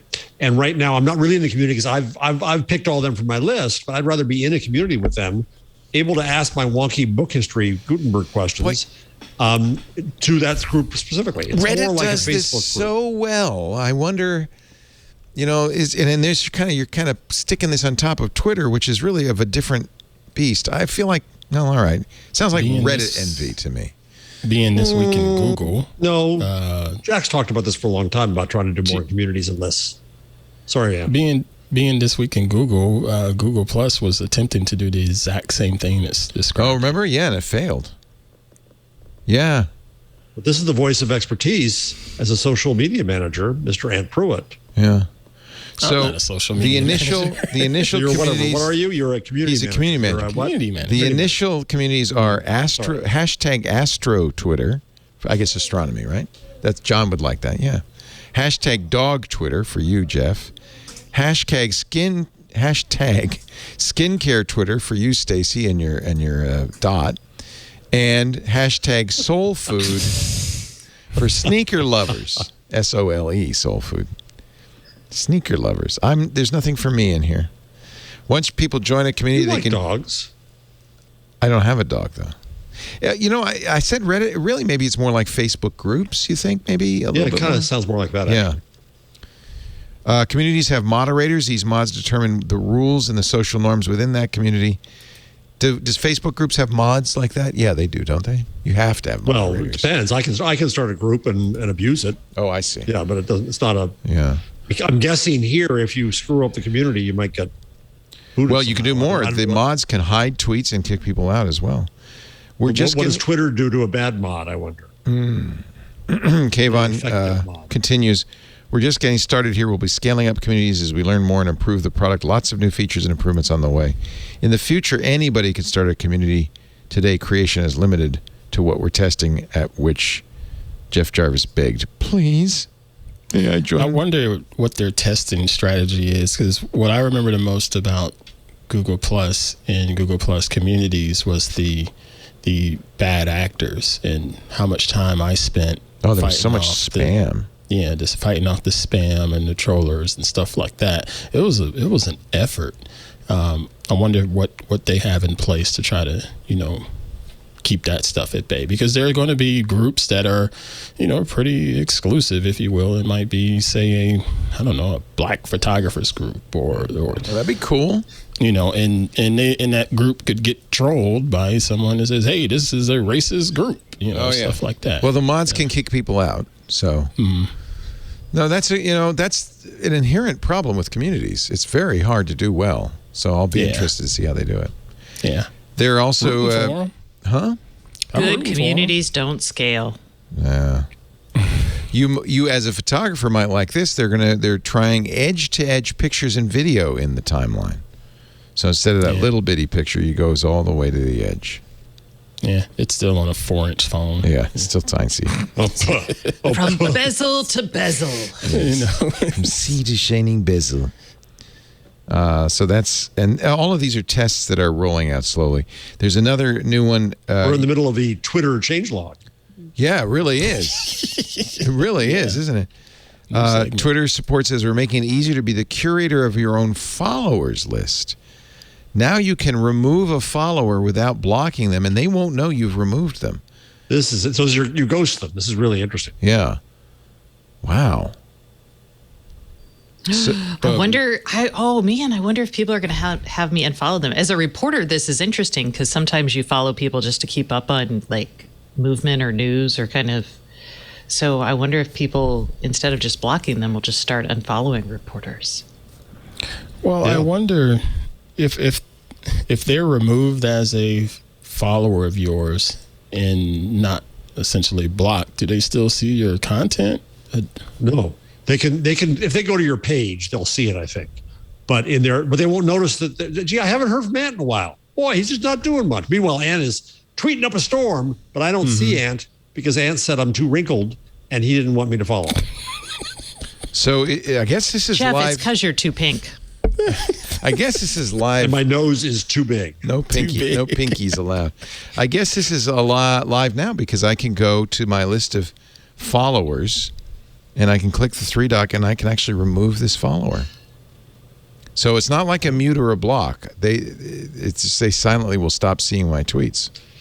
I learned something new today from Dave Weiner because he begged to be taken out of the CC list on a Twitter conversation that was going on. And I didn't know you could take one person out of it. Yes, that's a new feature as well. Yeah, that's nice too. Yeah. And Twitter's doing lots of neat stuff. Yeah, I like it. It's funny, they've gone for ages without doing anything, and all of a sudden they're doing all sorts of things. The last few months, they've really done a lot of. Kayvon is a chief product guy there. Oh, okay. And he's doing a lot of this. So this is all part of basically what they're calling new privacy tools. Social privacy, how users manage Which is an oxymoron, by the way. Social privacy, yeah. It's how you manage your reputation and identity on the service. They better be careful with that, actually, because that's where Facebook got in trouble, is confusing public and private.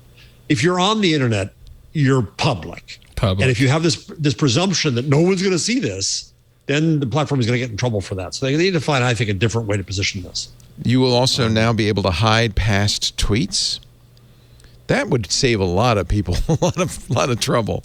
There are a number of people and their jobs. I mean, it's like endless now. People losing their jobs because of something they tweeted years ago. Yeah. I used a third-party tool Something to they delete as tweeted many years of my, ago and grew from, I should say. One hopes grew from. Right. Yeah. Well, some people delete all their tweets every year or so. Yeah, I did that. I deleted a whole bunch of them. Not because there was anything in there that I was embarrassed No, by, I mean, but- sometimes like as a reporter, I dump all my notes after every Right. year because you have to have a system. Among other features being considered is being able to set a time limit on tweets, so they're no longer visible to others after a specific amount of time you designate. Interesting. Yeah, like expiring tweets. When social privacy needs are not met, people limit their self-expression. They withdraw from the conversation, says Twitter. Well, I don't think any one service can be everything to all people. I mean, True. that's. True. I feel like all these companies are like, we must embrace as much of the social experience as possible. But for that, you're going to need different products, and some of them aren't going to scale well because there are conversations you will have with 5 people that you will not have with 5,000 people. And if they could just get that through their freaking heads, that would be amazing.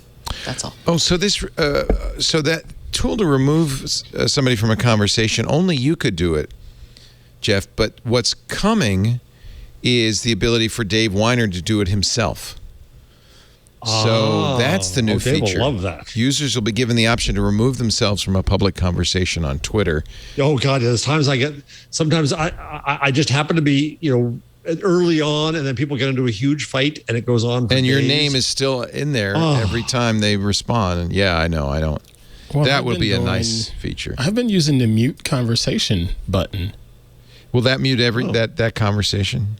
Yeah, Completely. because I get hit on those, what do you call, Follow Friday posts Yeah. fairly often. And, and I go through and read them. But after a while, I'm like, okay, I got other stuff to do. And I'm tired of seeing this notification. I just hit mute conversation. And I don't see that conversation anymore. It doesn't mean I unfollowed them or anything like that. It just means I moved on to something else to talk about this particular day. So all of these new things is part of an initiative. Chief Executive Officer Jack Dorsey, this is from Bloomberg, said last March that Twitter has moved too slowly in recent years to launch new products. He said that rolling out new tools more quickly was now a company-wide goal, naming it alongside revenue and user growth targets. Specifically, Dorsey said he wanted to double the number of features per employee that directly drive either user growth or revenue. Wow. You're And that's the responsible now. thing, Miss Stacy. You talked about not all of these platforms are going to be for everybody, but that's not going to stop them from being ambitious and wanting to have more users. That's their end goal. Because sure. I'm sure some investor is telling them, hey, we need more market share. And what are you going to do Monthly about active it? user, MOUs. It's a metric. It's a KPI we care about. KPIs. What's that stand for? Key I performance spent indicators. 10 years trying not to learn that. What I never wanted KPI to know is? what a KPI Sorry. was. Yeah, I just said I'm not going to do it. I only know it so I can make fun of it if it makes you feel better. KPI, key performance indicator? Yeah. Oh, it might be indicator. Yeah. I've used it with managing job performance and Oh, yeah. people are doing. That sounds like the kind of thing some crap jobs would do. Not ours. We don't care how you perform. No, actually, Hey, Aunt, did the show go out this week? Good, thanks. Yeah, we're worse. We don't tell you what the performance indicator is. We just watch and look and see. See, Ant's going to start using that on members of the Twit Club. Yeah, your KPIs are not up to snuff yet, folks. That gives me. It's funny. It gives me anxiety. I hate the idea of now you're responsible for twice as many initiatives that'll double revenue. I hate that. The company that I do the radio show for, Premiere, has something like that for their executives, where they have, no, you're 15% increase in revenue every year. It gives me just a hole in the pit of my stomach. I can't take it. Leo, you run your own business. You're That's the responsible for all of these things on your business. I mean, you're responsible for revenue, doubling, growth, whatever. Yeah, I know. I guess it's Lisa, really. Yeah, I don't do anything. I just sit here. Say, hey, Like, Lisa, I outsource that to Lisa. how's your KPI? All right, keep up the good work. No, Lisa's really good in telling me how things are going. When they're bad, she tells me. When they're good, they're actually going well this quarter, and she tells me. So I'm just talent. I don't ever want to be responsible for anything. I just want to. That's where I am now. That's where I am. But This is a show of people who want to evade responsibility. That's really it. Yeah. Wait a second. Ant, do you have any responsibilities? I have responsibilities to this network, sir. And Do you? But I enjoy them. It doesn't give you anxiety if I say, well, we'd love you to triple the membership in the club. What if I said that? That wouldn't give you anxiety? What's the bonus for getting that? I would. Anxiety is not what comes to mind. It's more of like, well, that makes Pressure. sense. They want this product to grow. Yeah. Just like any other business. You have a product and you want to be able to This is grow why you're from a it. great employee and why I'm a terrible employee. Well, and if they're reasonable, they shouldn't give you anxiety. If you Yeah, have, and that's the thing. I've never been asked anything unreasonable from you or Mrs. Laporte. It's, hey, Aunt, come in here and create some great content and grow your show, period. Well, all right, good. And you're doing it, so good. Keep up the good work. Doing my best, anyway. Thank you. Good news. Good news. Google's YouTube Music is doing great. 50 million paid subscribers, way ahead of the goals. Talk about KPIs. They got them at Google. Oh, they got them. Oh, I bet they do. Yeah. 50 million subscribers earlier than expected. Now, you got to compare that to 165 million premium subscribers on Spotify. It's let's see. Spotify's number one. I would say Apple Music I think it's something like, what is Apple Music? They can't be top 3. No way. Well, who else would be in the top 3? Spotify. Let's see, top streaming music services. Because I've never heard of Apple Music being anything someone enjoyed. Miserable Spotify experience. Tidal is ahead of Apple, and Apple's number 3. What? No, They're top wait. 3? That's the best, not the biggest. Oh, that's not biggest. That's just I've never reviews. heard of Tidal. Yeah, Tidal. Users. Yeah, that would be kind of a shock, wouldn't it? Okay, let's do that search again. Top music streaming services. Top is a bad word. Biggest. Biggest. There you go. Thank you. I'll get this Google thing. I'm an editor. Someday. You know what? All the answers I got from biggest are best music streaming service, best online music streaming service. I guess nobody has those numbers.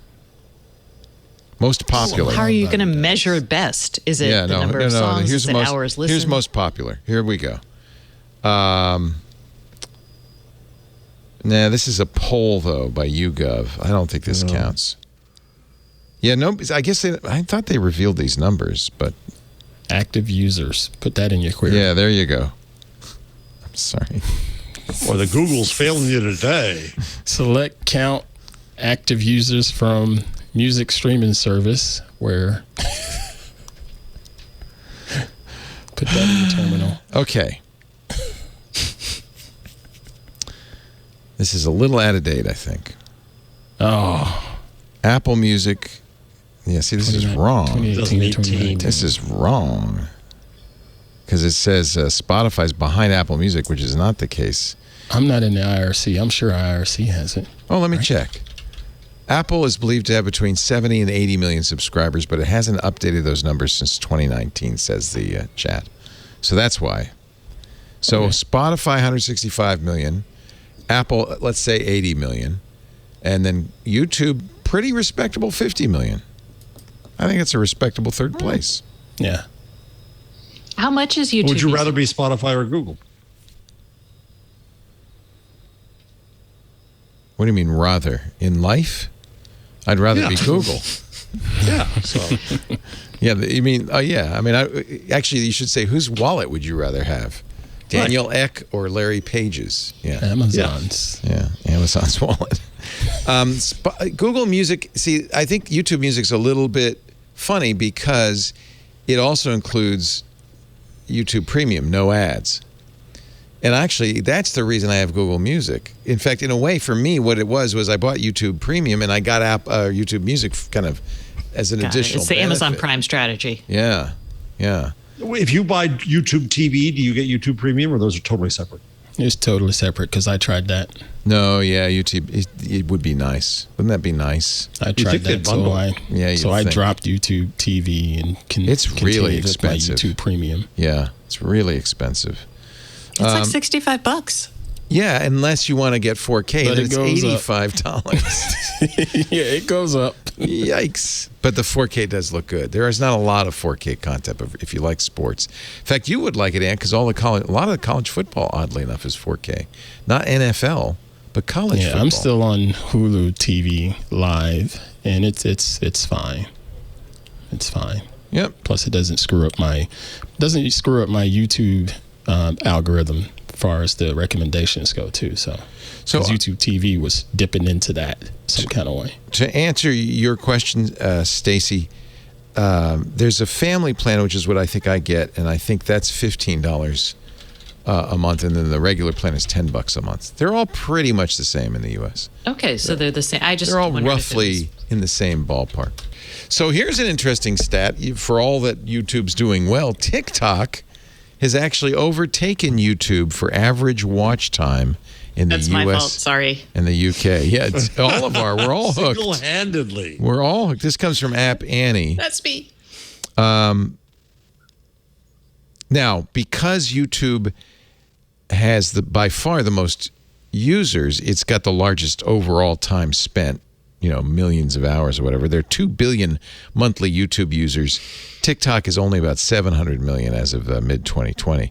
But average amount of time per user spent on the app is higher for TikTok, which surprises me because my sense of people who use YouTube, like the hardheads, Ant, are that they'll just keep it running and running and running and running and running for hours on end.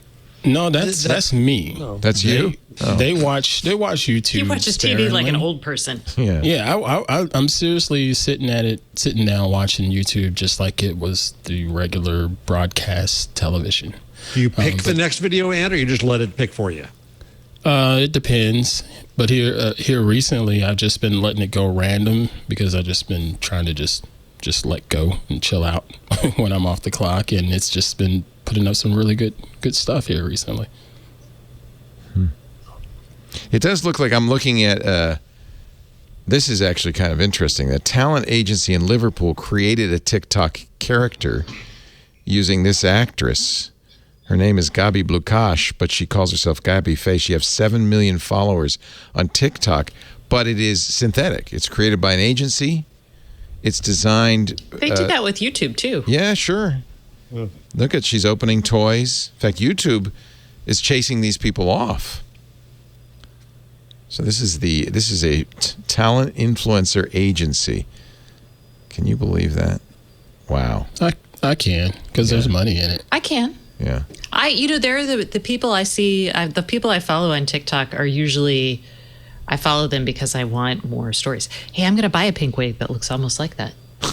Believe it or not. You too could have 7 million followers on TikTok. You could actually, I think, if you wanted to. No. No. Oh no. Look, it's as easy as picking up a camera, smiling, and doing what you love. You'd be perfect at it. That's all it takes. Terrible smiler. And you need a ring light. TikTok waffles with Stacy. Oh man, if you did the waffle Sign channel, me up. you'd be huge. Sign me up. You'd be I would be huge. I would be so large. Gotta eat another waffles for John. Waffle time. Who loves Always waffle waffles? time with Stacy. I love them. Sign me up. We could just watch you get fat. It'd be fun. That'd be a good channel. There you go. That'd be a really good channel. She started very slim, but 5 years into the waffle channel, she can't move anymore. Waffles, I think it would take like maybe a year. A year. Okay. Depends if you put syrup on them. Waffles are like pretty much all butter in deliciousness. Which is great. So good. Oh man. I mean, yeah, I'm not knocking that. I'm just saying that indiscriminate waffle consumption could be problematic. I think that's the title of the show, Indiscriminate Waffle Consumption. That's what KPI stands for, isn't it? There we go. New video from Amazon warning new homeowners, your house is not safe. Well, it's not from Amazon. It's an Amazon driver. Oh. Amazon flex worker Kelsey is giving advice to a new homeowner, Jessica. And this is, by the way, guess where? On the TikTok. Kelsey can be seen approaching the house while handing advice via the doorbell You just camera. play it in less time. Oh, should I? Okay. Yeah. Unless you'd like to hear And some then voice. she comes up. And, all right. And then. Yeah, here, watch. Is there sound on this? Hello, Jennifer. I hope your Monday's going well. You have no markers on your house that says what number you are. And that is hard to find your house, my dude. And it's unsafe, honestly. What if you needed medical assistance and the paramedics didn't know your town well? Come on, man. Have a great day.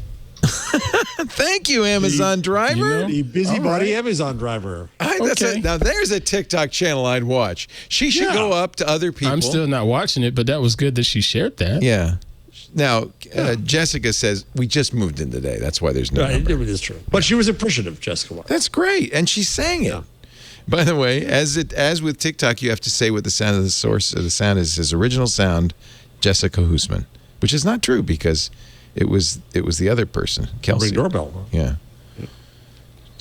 After the success of this, Kelsey started her own TikTok account under the handle Queen of Consent, where she adds... Oh, sorry. Keep going. Where she adds... the reason she notices safety concerns like house numbers, she used to work in res life and student affairs. She has crisis management experience. Oh, great. Nice. Is that TikTok handle a dig on the fact that that woman posted a video of her without her consent? Yeah, maybe. That's why, that was my gasp. I was like, drama. I'm going to, you know what? And legitimate drama, because I would be so pissed if I read someone's viral video for just doing my job. I didn't ask her permission to run it on the show here. Let's run it again. I thought it was quite, that was quite entertaining. It was really good. Here she comes. She's walking up. But where's the line drawn? Hello, Jennifer. I hope your Monday's going well. You have no markers on your house that says what number you are. And that is hard to find your house, my dude. And it's unsafe, honestly. What if you needed medical assistance and the paramedics didn't know your town well? Come on, man. Have a great day. I think that's, you know what? I love it. That is awesome. That doesn't matter about, I mean, who if she owns didn't that want to be video? made into a viral Jessica video. says she owns it because it's on her doorbell. On her doorbell, on her front step, her property. Her property. Where's the line drawn? This is an etiquette issue. I don't think this is a legal issue. Ah, but there I you think go. it's It's an worth talking etiquette about. issue. Well, it's the Who knows etiquette in bonobos this and the country? camera. Come on. Remember the bonobos yeah, had but the selfies in the camera? But Kelsey's not exactly a bonobo. I mean, she's a Court human case about being. that. Yeah. Well, so if you since we're in animal human video time, line 121, I debated putting this up because it's really actually pretty frightening, but The Strange Tale of the Freedom Phone? Oh, Alligator 121. Eats Drone. Your numbers and my numbers do not correspond, I might add. This is, well, how is well just refresh We're in the page. same Google Doc. What? Yeah, Google's synced, man. Jeez, what's the problem? I want to see about they're trying to get close up of the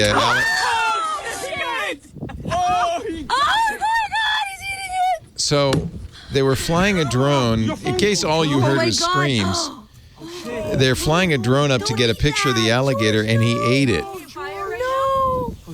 and it's all smoky. It's really kind of it's alligator cruelty. Actually, yeah, because there's a lithium-ion battery. Lithium-ion battery. Yeah. Apparently, the alligator doesn't mind. He just submerges Oh my it. God! You wanted to kill it. What are you doing, George? Don't eat that, George. No. Dave named it already in part 2. Yeah. Oh my God! Shit. guys. We gotta get out of here. Okay, so kids, do not fly drones. Do not fly drones. Well, you're not supposed to fly drones over wild animals anyway. Yeah. They hate it. That's true. It's rude. That's true. Boy. I know you're making fun of me, but I do believe I agree. etiquette I'm in not human making beings fun is of you. I found this agree. disturbing. I found the video disturbing. Yeah. They almost killed that alligator. Of course, it might make you feel better to know that the alligator would have killed them if they got close to it. So it's kind of, As it should. As it should. They're in the alligator's turf. See, this is the same as Jessica's camera. Right? That's the alligator. Tie the camera. two That's together. The alligator Jeff. space. Yeah. Yeah, no, that's right. Yeah. And now it's time. Did I do all my ads? No. Nope, got another ad. And more, then, no, I should do let me think. Let's do the changelog and then I'll do an ad. And then we'll wrap this up because it's getting close to waffle time. The Google changelog. Oh, has Google been busy this week? Mostly having to do with enterprise stuff. Google has debuted a new feature in many features in Meet, including companion mode. This is across Workspace. It's business tools, formerly known as G Suite. There's a lot of stuff. There's Meet calling. There's enhanced search. There's live translated captions in Meet. All-in-one video conferencing devices from Logitech and Avocor. Let's start with Spaces, which I think this is what they announced at Google I/O. Dashboards for real-time project collaboration. Spaces can be made discoverable in search. They integrate multiple tools: Calendar, Drive, Docs, Sheets, Slides, Meet, and Tasks. One document with, kind of like Google Wave, with modules for all of this in the single document. With Spaces, says Google, teams can share ideas, collaborate on documents, and manage tasks from a single place. Because all their work is preserved for future reference, team members can easily jump in and contribute at a time that works best for them. I like this. I could see using this. Seeing a full history of conversations, context, and content along the way. Workspace is also getting a unified dashboard with access to inboxes, chats, meetings, and inline topic threading. Meet experiences. New Meet experiences. On the Meet side, Google's rolling out Meet calling on both mobile and desktop devices. So you can actually make a phone call from within Gmail or other experiences. Sounds like what you're going to have Thursday with that prime rib. A phone call within Meet? No, Meet experience. MEET, yeah. Yeah, Meet sweats. Sounds funny as sweats. a brand to me. Yeah. Meet allows Workspace users to call members of the team directly from a one-to-one chat, ringing their devices running in the Gmail app and forwarding calls to Gmail running in the web browser. Wow. Next month, or actually November, companion mode will come to Meet. Let users host or join meetings from within a conference room using a laptop while tapping the in-room audio and video. So you're in a presentation room, and I don't know, some sort of hybrid thing with your laptop and the presentation hardware. Accompanying companion mode, a live translated captions feature, which will be available in Meet by the end of the year. English to French, German, Spanish, and Portuguese. There also is there are going to be some new Meet boards, Meet whiteboard kind of things. There's the Series 1 desk, a 27-inch all-in-one device. The Series 1 board. Cheap. Oh, no, none of these are. 65-inch 4K display that has an optional stand, both made by Avocor. And this is, you remember the Jamboard? This is going to have the Jamboard app in it. So it's, I guess, just another manufacturer of a Jamboard-like device. They'll also... But the Jamboard didn't allow you to do calls. Right. Yeah, this has a camera on it. You can add the Logitech Rally Bar Mini and Rally Bar, the Raise Rally Pro, which is a mobile device speaker dock. I guess these are speakers. Wow. Hey, if you send me one of those, I'll do the next twig for my deck. That'd be cool. I wish we could afford to do that, because these would be really cool to have. They are expensive. Although, because businesses save an average of $11,000 per half-time telecommuter a year, that pays for it, says Google. Fine. There we go. Yeah. So here's the CNET. See, I saw that, and the first thing I that would came to my also- mind was mobile device management from the IT department. Yeah, sure. Look at this. So Wonder this how- is the 27-inch. It's basically a $2,000 monitor, but you can use it also I was going to as say, can I draw on it though? And like, because think about how if I could explain like spectrum management or things like by drawing Yeah, stuff, it's a and y'all whiteboard. could see it. Yeah. That would be fun. Yeah. Oh, I actually have a whiteboard. Yeah, but this one's hooked up to the I'm meat. not surprised. You don't have a $2,000. whiteboard in your office? Everyone should have a whiteboard. Oh, I do. Lots of whiteboards. Yeah. I have this. Yes, we've seen your collection. He's got a piece of I have paper. that too. Yeah. No pricing for the 65-inch. Google Workspace has acquired Playspace, a video screenshare and whiteboard collaboration tool. This is all about Speaking work from of home. whiteboards. Work from home's coming back, isn't it? We're remote meetings. All these companies who thought, shoot, we missed the boat with Zoom, have a second chance now. Good news. We don't have to come to work anymore. Google, Spaces were Google Rooms. So that's where Spaces came from. Again, the worst branding company on earth. I know. I don't know what it is. Chrome Google OS was good at every name since. They've just screwed up. Chrome OS 93 will appear on your Chromebook today. I don't see it yet. It's, Chrome 93 came out to mobile and desktop last week. So it just took a little longer. You'd think it'd come to the Chromebook first. Yeah. Well, no, because Google abuses those it loves. Right. Google's rolling out Beta 5 of Android 12. This is the release candidate. Means we're getting close to the release for the Pixel, I would guess for the Pixel 6 and other phones as well. Android 12 Beta 5. You could put it on your Pixels, including, I think, now the 5A5 with 5G. So that's, that's in Germany, it will be the Pixel 6. Zex. Sex. God. Rim shot. Also the September security patch is rolling out. So and the factory images and OTAs are live. So check your phone, especially if you have a Google phone. You should be getting an update very soon. And Google Clock is broken. This is actually a warning, because the alarms are broken, leading to a flurry of one-star Play Store reviews. Nothing worse than when an alarm doesn't go off. Man. Yeah.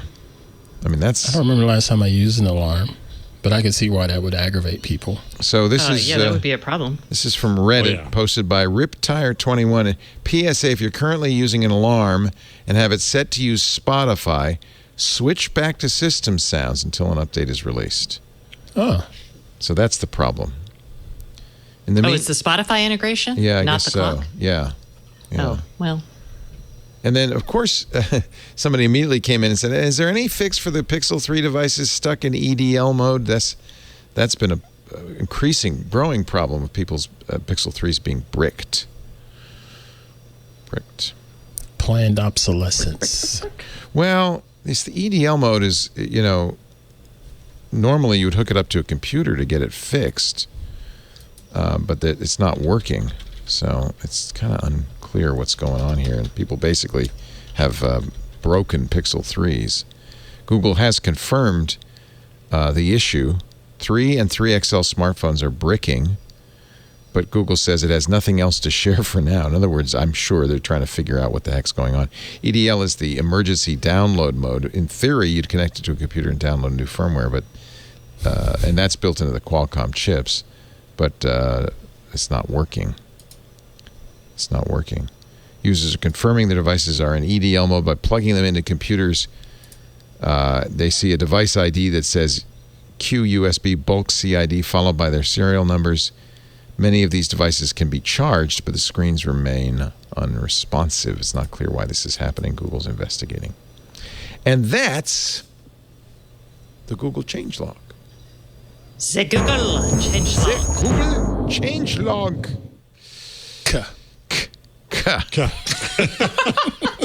I want to see how we can make the show title. We could call the show KPI I don't know. We'll have to work on that one. Let's take a break, and then we shall return with your picks of the week. How about that, kids? Our show today brought to you by Melissa, the address experts. You know, addresses go bad. They go bad actually surprisingly fast. According to the U.S. Postal Service, there were 36 million change of address forms processed in 2020. That's 36 million customers who got a new address. And that doesn't even reflect new emails, new phone numbers, changes in names. Having customer address data be accurate is critical for your business. So maybe you want to update it. According to Melissa, 30% of customer data goes bad every year. Melissa's job to make sure your data is current and accurate, and they've been doing it for 35 years. 10,000 businesses trust Melissa, the address experts. And boy, once you start using Melissa, you'll never want to let it go. Melissa has a renewal rate of over 92%. Proof that companies love Melissa. You will too.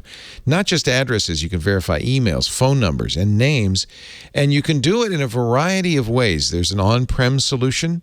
It's very flexible. There's a web service. You could even upload to their secure FTP site, download a cleaned list. They offer software as a service delivery. There's even an API, which means you can incorporate this into your own applications, giving you real-time corrections for addresses and emails and phone numbers and names. Melissa's global address verification service verifies addresses in over 240 countries and territories as they're being entered. And by the way, it also can fix duplicates. If you have duplicates in your database, and I think everybody does, that's wasting time and money by sending out duplicate mailers or catalogs. Melissa's data matching capabilities will help you eliminate clutter and duplicates, increase the accuracy of your database, and reduce postage and mailing costs. You can even add customer demographic info to your records, such as marital status or social media handles. Very flexible. They even have a new apps now on iOS and Android, the Lookups apps, which will help you search addresses, names, and more at your fingertips. That's very cool because you can verify an address if you're concerned. Melissa is very careful, by the way, to protect your data. They undergo continuous independent security audits to reinforce their commitment to data security, privacy, and compliance. They're SOC 2, HIPAA, GDPR compliant. And if you ever have a question, they've got the best support ever, 24/7, world-renowned support. As long as you sign up for a service level agreement, they're there to help you. Just inquire about that today at the Melissa Global Support Center. They're still supporting communities and qualifying essential workers during the pandemic. If your organization qualifies, you can get 6 months of free service. Go to melissa.com and find out. And also some hearty congratulations to Melissa. They've been named a leader in address verification and data quality by G2 Crowd in their spring 2021 report. Make sure your customer contact data is up to date. Try Melissa's APIs in the developer portal. It's easy to log on, sign up, and start playing in the API sandbox. Yeah, they have a great API, 24/7. In fact, you can get started today with 1,000 records clean free. Go to melissa.com/twit. Thank you so much, Melissa, for your support of This Week in Google. And thank you, dear Twigged listeners, for going to that special address to let them know you saw it here. melissa.com/twit. And now, the Queen of Consent, Stacey Higginbotham's pick of the week. Oh, your microphone's off. Oh, you're muted. Sorry, it's because I ran down to get my thing of the week. I think I talked about this on This Week in Tech, maybe, but I don't think I've done it here. So apologies if you've seen this. But a couple of weeks ago, I said I was testing the Swarm eval kit. This is a $499 satellite dev kit to test Swarm's $60 a year satellite IoT service. So I have been testing it. This is intermittent service, small packets, and this is my kit. Oh, so look. This is the solar panel. There it antenna, is. The back. They send a lovely little Can you tripod. put this outside? Yes, it's been living outside. It's it waterproof. has to live outside. Yeah, I would think, Yes. yeah. It does need to live outside. And I can't flip it over very adequately here. But see back here. All right, this is the tripod's getting in my way here. Can you see the swarm board? The little tile? Yeah. Yep. All right. So this is the thing of the week. I've been testing it. So you get, this is not constant connectivity. Eventually it will be once every hour at least. Right now, some hours go by without a satellite hitting my neck of the woods. But it's still really fun. So what would you use it for? Because you only get 750 one-way data packets a month. So people use it for sensors, like you can link a Bluetooth sensor to this, and you get do you need to water your plants? Or someone else is using it for a device. It's a service called Boat Secure, and it's basically letting people know if someone's messing with their boat. There's lots. Can you send images? They're very small packets. 192 bytes. It's just text. Yeah, this is just text or time series data. I mean, but there's a lot of demand for stuff like this, and $60 a year is not a lot. That's $5 a month. So, and this eval kit is expensive because it comes with a solar panel, it comes with a featherweight board, it comes with all this stuff. But yeah. So do the messages go through the satellite, or they go through your? I guess they do. Yeah. So they have satellites. Swarm has satellites. Swarm has a couple thousand satellites in there. Oh, wow. Maybe a couple hundred. I can't remember. They're the company, just so y'all know, Swarm was recently bought by SpaceX. Oh, that's right. That's why we were talking about it. Oh, I have heard about them. Now I remember. So this is that company. Yeah, that's why we were talking about them. I remember. Yeah. So I have ordered SpaceX. I don't know when it'll come. There's a waiting list. But I ordered Starlink, SpaceX's Starlink, because I'm very curious how that will work out. For that, you have to have a clear line of sight. Does the Swarm require?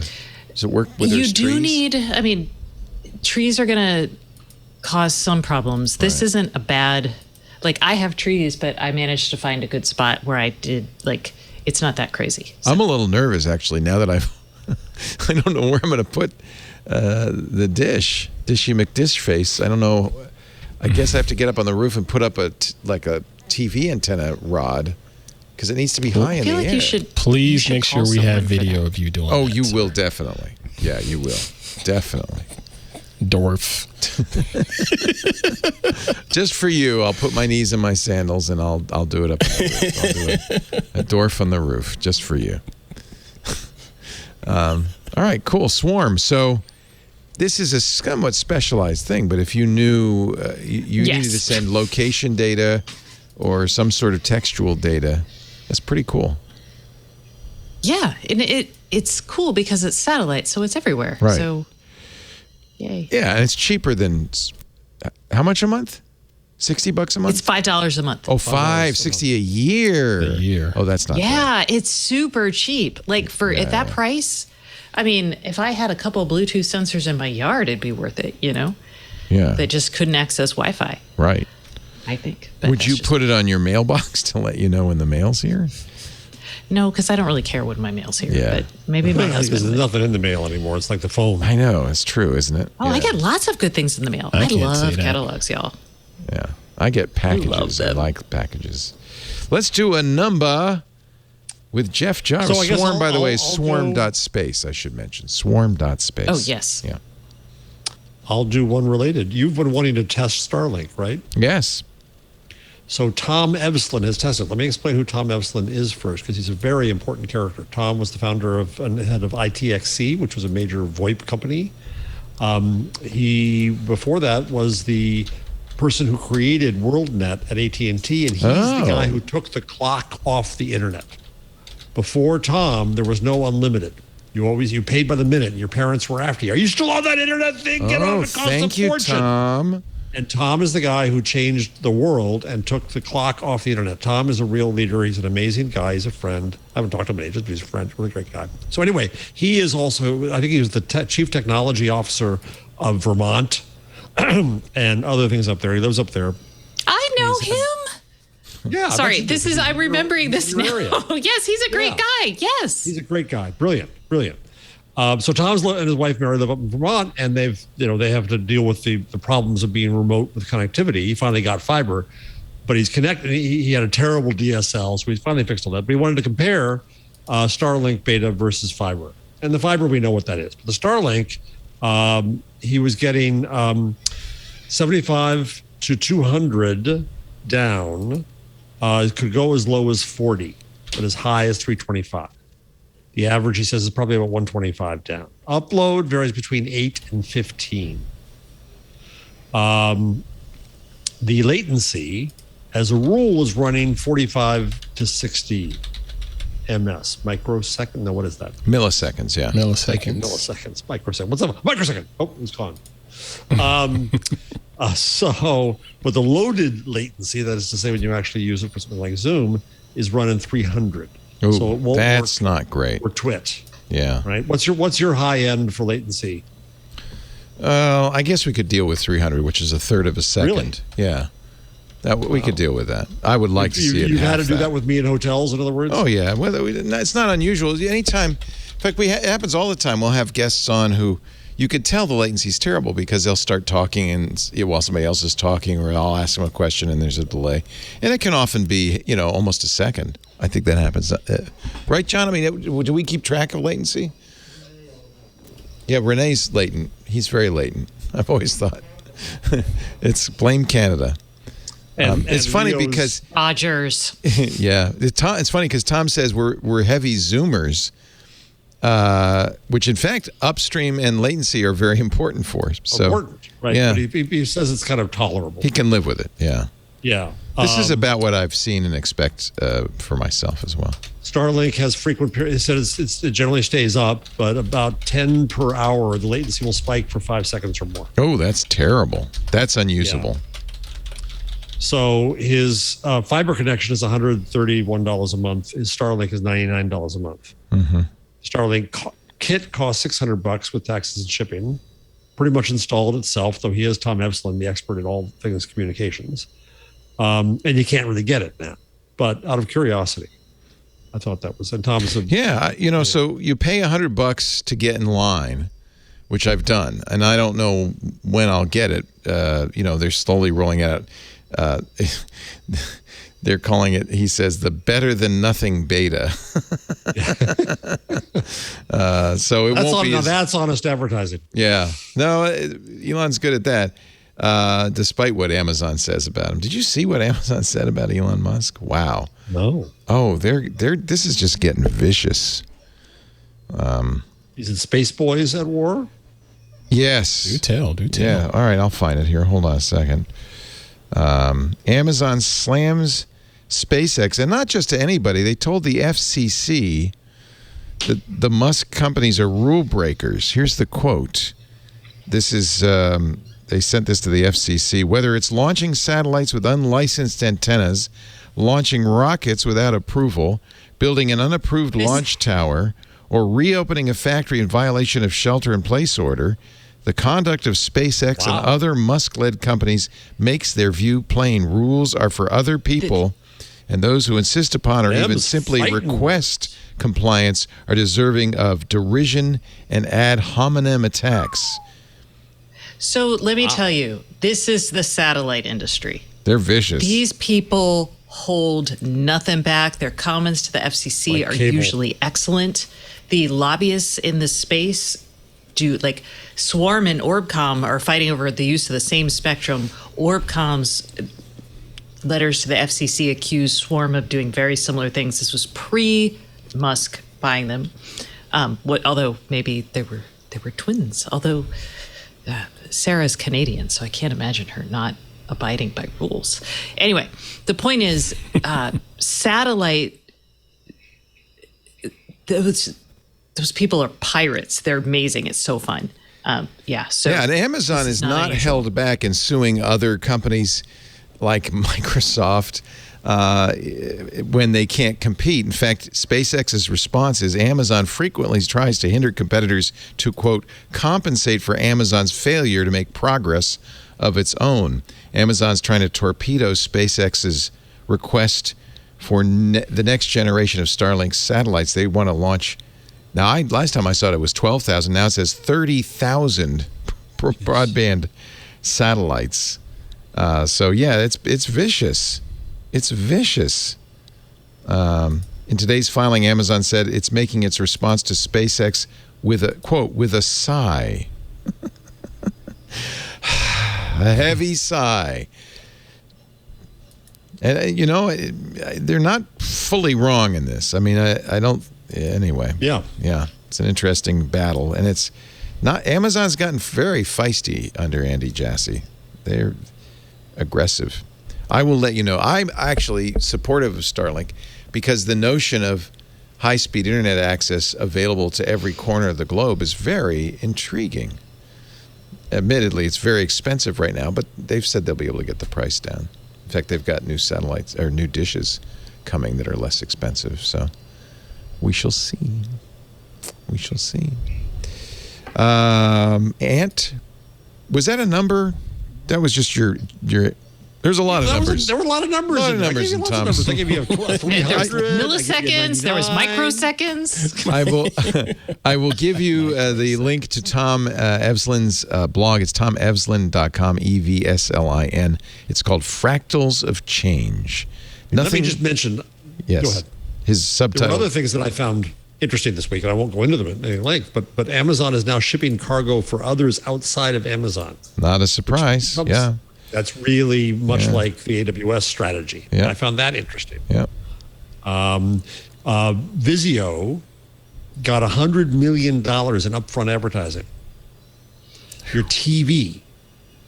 Yeah, this is not surprising as well. LG pushed an update to my LG TV that started to show ads and all sorts of stuff. Then I got another update yesterday that took it all back. So I wonder if there's a little heat from. I wonder too. Did it show it even is it like your Kindle? Like even when it's not on, it shows ads? When you first turn on the TV, there's little pop-up ads, and in some of the user interface, there's little pop-up ads. And that's, I'm sure, what Vizio is. Yeah, I'm sure that. Well, I'm sure that's what Vizio is doing. But they also know what you watch and who you are and other things. Well, that's the thing. I mean, it's not merely that Vizio is showing ads. I wonder. I mean, I don't know that $100 million if it goes to also purchasing customer viewing information, because there's a lot of that coming from these smart TVs. Vizio ads was created. Things I would have talked about, but I wanted to be in harmony with Stacy and do connectivity. Vizio. Oh, I think this stuff is horrifying. I wrote, Canoe Ventures was a Comcast Ventures effort to do something similar to this back in 2008, and I wrote one of the most excruciating pieces of my career on that. Here, just excruciating. Excruciating. Is that not how you say the word? Or excoriating. Excoriating. Oh, I can't. It was say excruciating words. for her as she excoriated those horrible It was excruciating people. for them because she excoriated them. There we go. Excoriate. Show title. Here is Vizio's "Come On" to advertisers from Vizio Ads, the direct-to-device advertising platform built for the future of What does a TV. Vizio ad look like? The heartbeat of the home, where our audience is the core of innovation. Oh my God, That was I such cannot. BS language. It meant nothing. The heartbeat of the home, where our audience is the core. That's like the poetry I used to write in high school for my teachers who loved that stuff. No, they just told you they loved it. Every niche, I hate to every say this. demographic, every Very red lovable, solo cup. Using data to drive relevancy. Yeah, innovative ad formats. Yeah, so in a way, that's how they're selling the information they gather is, they're saying, well, look, we can put that pizza ad right in front of somebody about to watch a football game. I'm really pissed my pizza place got rid of pepperoni. Audience verification, manage frequency. Yeah, see, this is why it's hard to sell podcast advertising. Oh, by the way, did you see that? The audiences will be happier. So it's all good. Everybody wins. Nobody's excruciated. Second by second content recognition. Wow. This is them telling advertisers they know everything about what I'm watching on their Vizio TV. They said Paw Patrol on one of them. Yeah. Paw Patrol.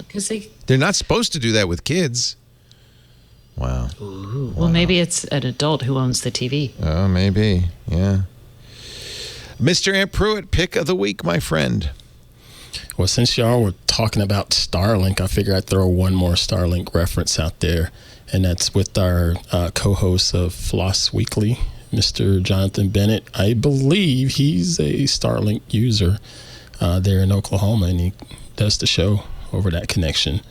And episode 638 of Floss Weekly, they had David Tatt on. Dave Tat, and he talked a lot about Mr. Buffer Bloat. Yeah, buffer bloat, and he talked about conversations with he's on Elon a boat. Musk. Look, and he's on a was boat. on a daggum boat during the show. It was such a cool Buffer show. Bloat from a boat. What kind of internet did he have? Where did he get his internet? He didn't say. That's pretty good for a boat. But he was doing it on There's a boat. Jonathan, and yeah, he's on a Starlink. It's pretty cool. Yeah. In fact, it was his positive experience with the Starlink that kind of encouraged me to take a chance myself. It's also because Lisa said we have to have a backup if Comcast goes down. Of course. Yeah.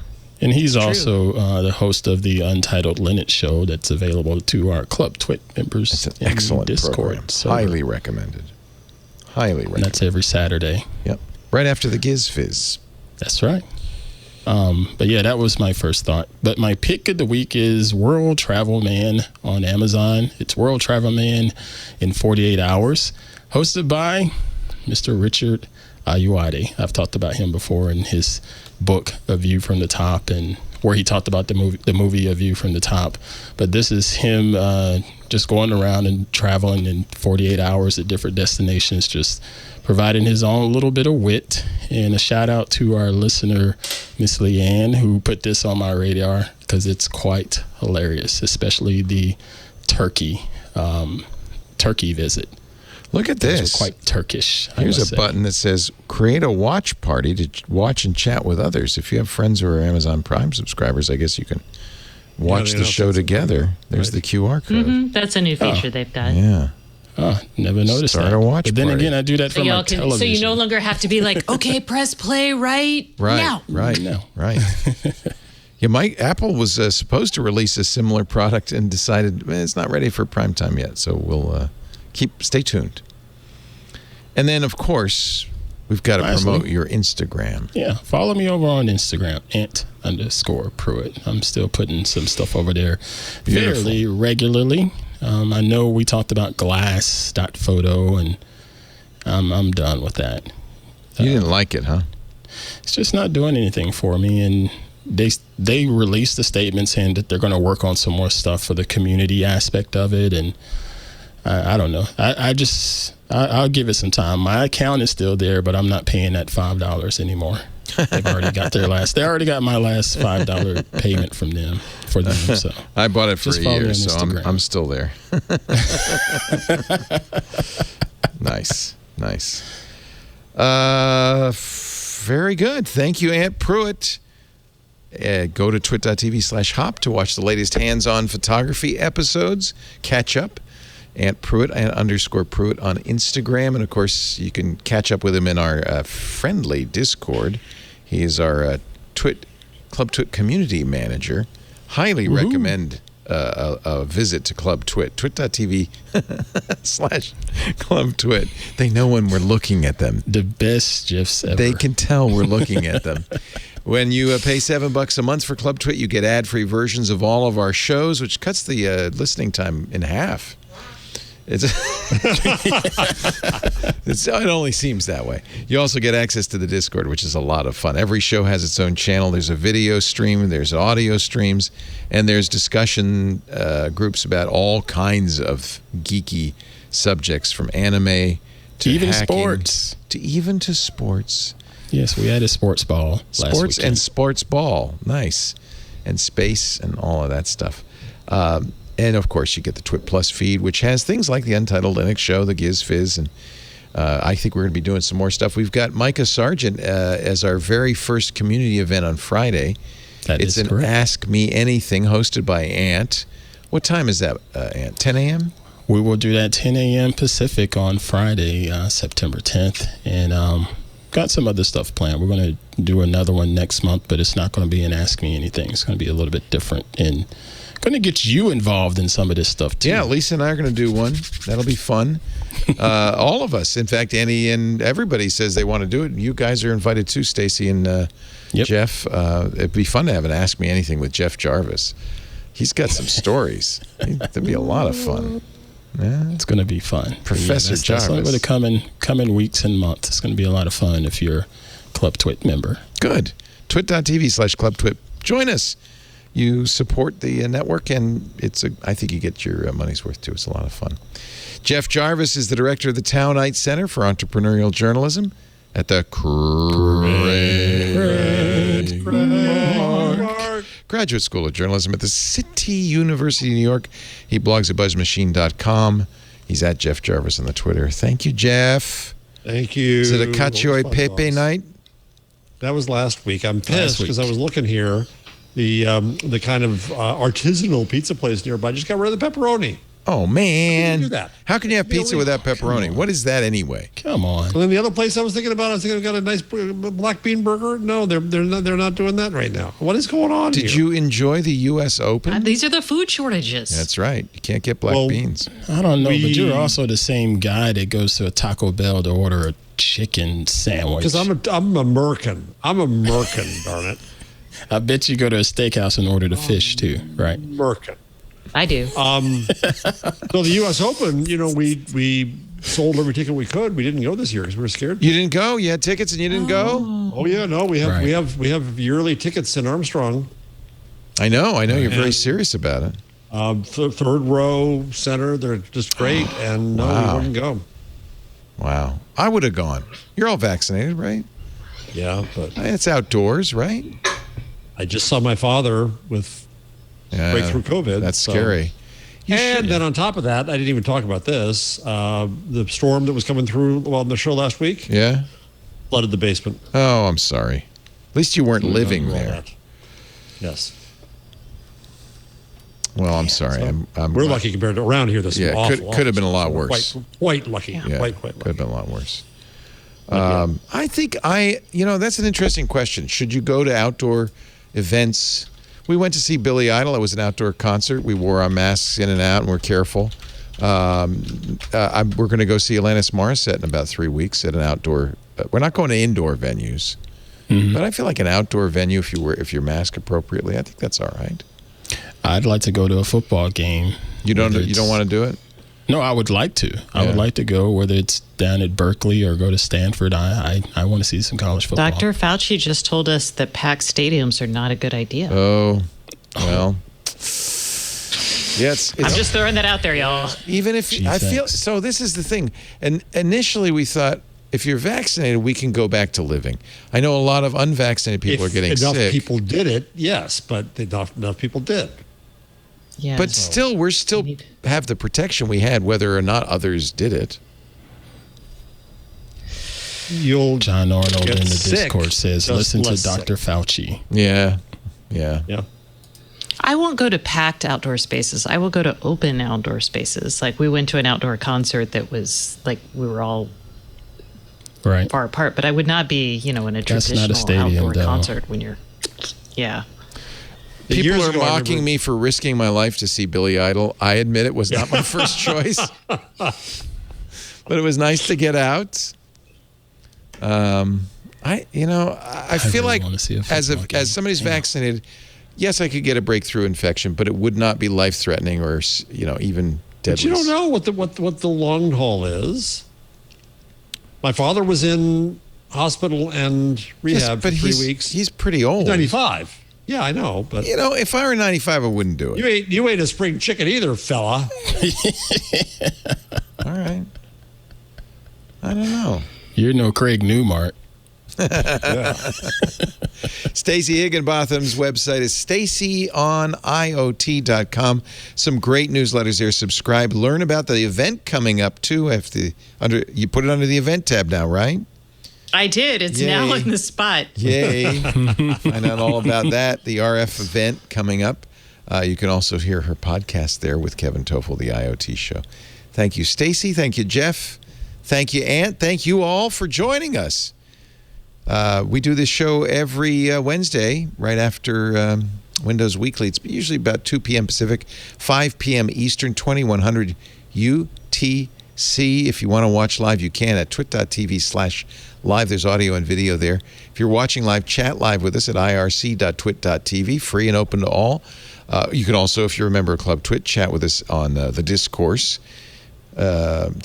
I'm sorry. There is a discourse. That's why I'm confused. That's our forums at twit.community. Those are there for people who listen after the fact. They're not listening. Actually, anybody can use them, but I think it's mostly so. If you're listening in your own time, you can still comment in your own time at twit.community or on twit.social, our Mastodon instance. On-demand versions of the show are at the website, twit.tv/twig. There's a YouTube channel dedicated to This Week in Google. You can watch the videos there. And, of course, the easiest way to do it is to subscribe in your very favorite podcast application. And if you would like, while you're there, leave us a 5-star review.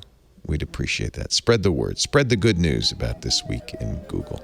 I'm Leo Laporte. Thanks for watching. We'll see you next time on Twig. Bye-bye.